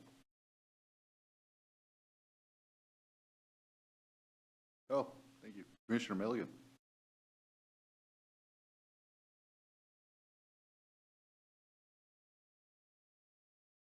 You're on mute, Nina. Nina, you're muted. There you are. I'm ready. Commissioner Milligan here. Thank you, Director Dhaliwal. I was going to comment on letter C, and I thought that the second sentence in that, where it says new material must be consistent with the sign design, color, and texture, it says new material, which is implying that the material is being replaced. So I wondered why we were disallowing replacing when we have all the other caveats that say the new stuff is going to emulate and represent what the old stuff was doing. So that was my wordsmith. I didn't think we needed, and also, that's feasible and practicable.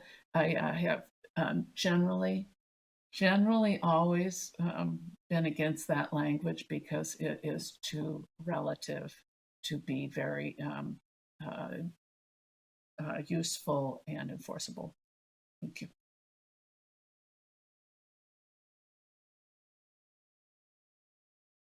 Commissioner Kennedy? Well, she makes a good point now that pointing out section C, those two sentences don't work with each other at all. Yeah, I'm wondering if that, Stephen, you can speak to it. Is it supposed to be D? It's a numbering thing that happened?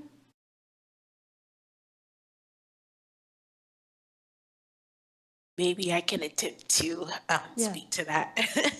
I think the intent of the second sentence is when you have some of these older structures, you may not be able to find the same material or replace for like. So if you have to replace it with something new, it should be very consistent what was originally there. That was the intent of this.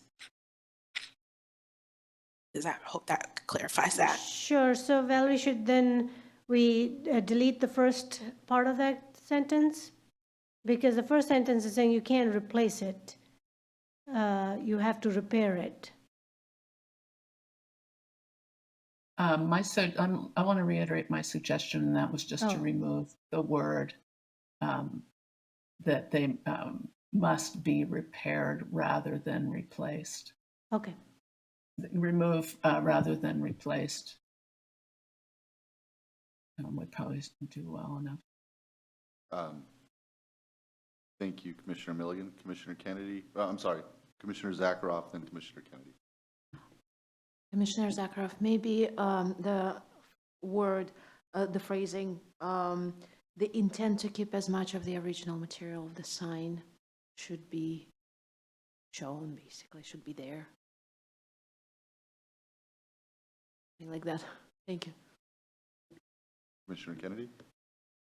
I propose deteriorated or damaged portions of the sign will be repaired when possible rather than replaced to preserve historical context.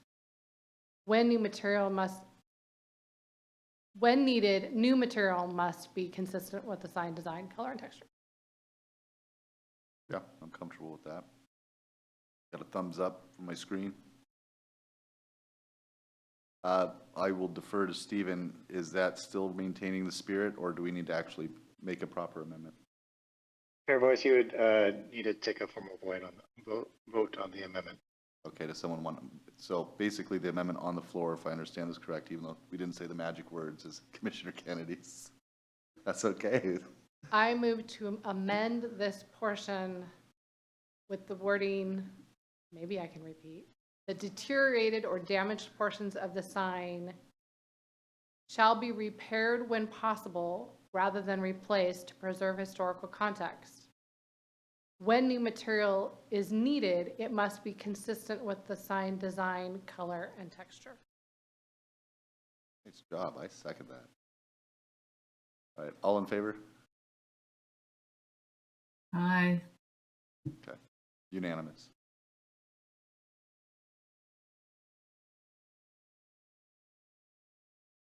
Okay, so which number are we on, Stephen?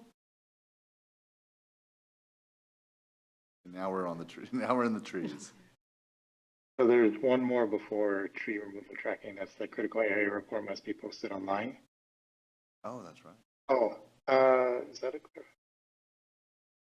Yes.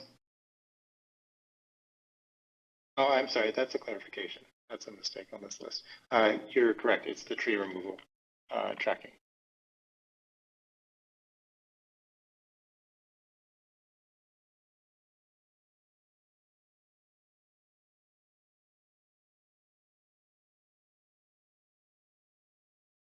Yeah, I think this one, you heard some testimony and stuff. Stephen, do we, tree removal by a public agency or franchised utility within a public right-of-way or upon a public easement? These are exemptions, except as provided any person who desires to. Yeah, so you don't need a tree permit by a public agency like the city or Puget Sound Region, PSC.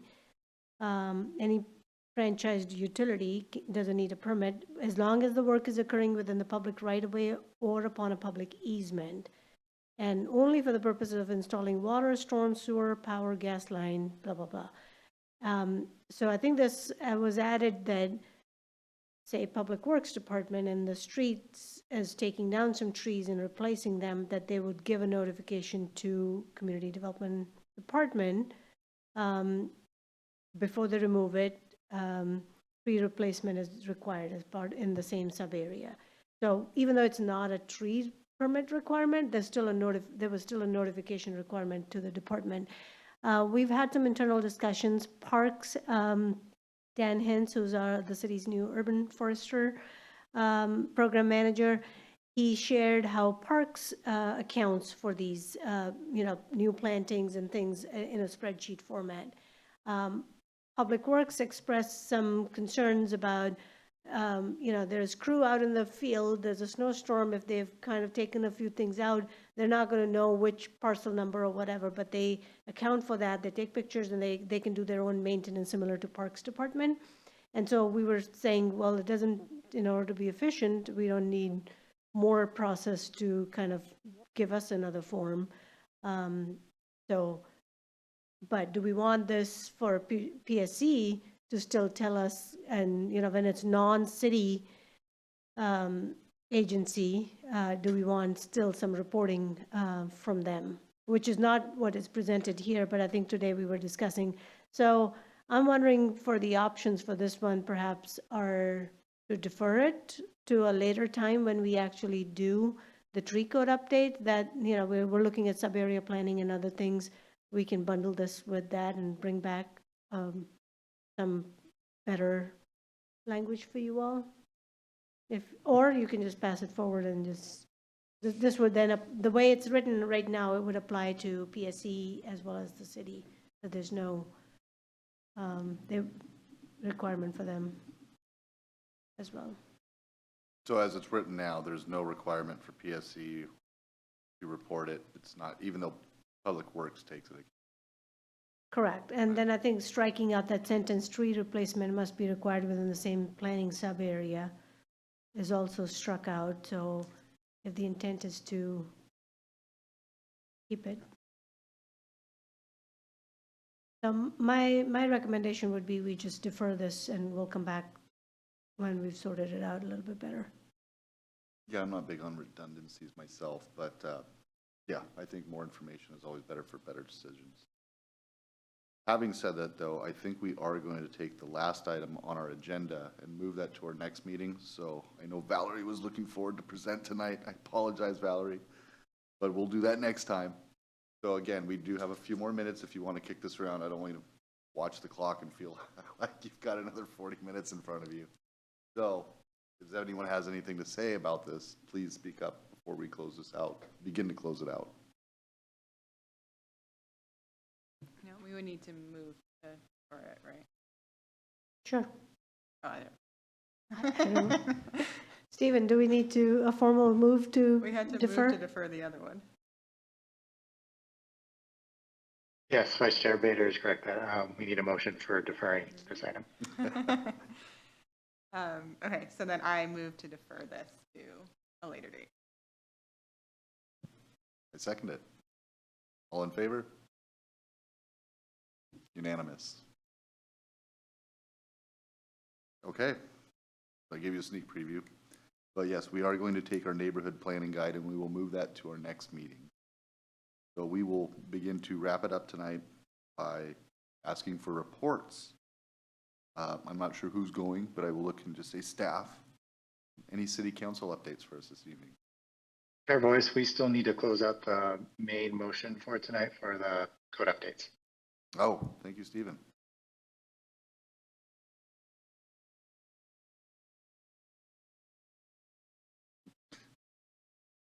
So basically, someone has to repeat with the amendments made, this motion carries, and we all vote. Or do we not even have to make that motion? We can just vote? It would need to be a repeat if there's no further discussion.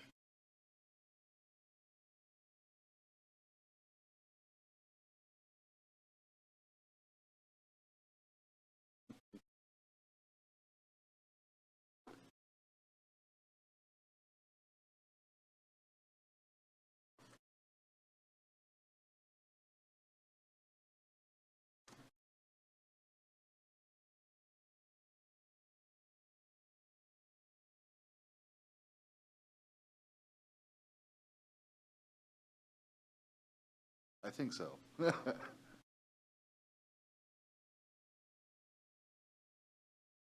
ahead, Commissioner Patterson. Okay. I move to recommend approval of all the proposed amendments to Title 18, Part 1, General Provisions, Title 2, Procedures, Part 3, Division of Land, Part 4, Zoning, Part 5, Specified Use Standards, Part 6, Development Standard, and Part 8, Environment, with the additional amendments that were passed by the Commission this evening.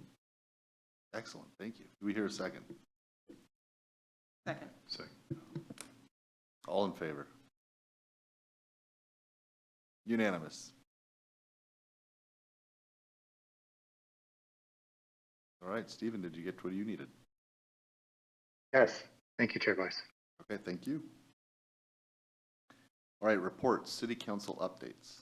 Not sure who's going to go, but Yeah, I don't have any updates. I think I provided some updates about the permit process improvements that we're doing at the last meeting. So. Stephen, anything from you?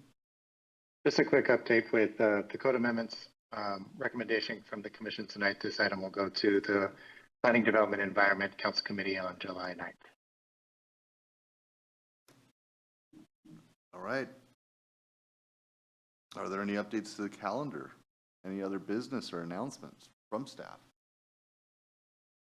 No, no additional announcements from staff tonight. All right, anything for the good of the order for our commission? All right, there being no further business before the commission, we'll adjourn tonight, the late one, 8:53 p.m. Thank you.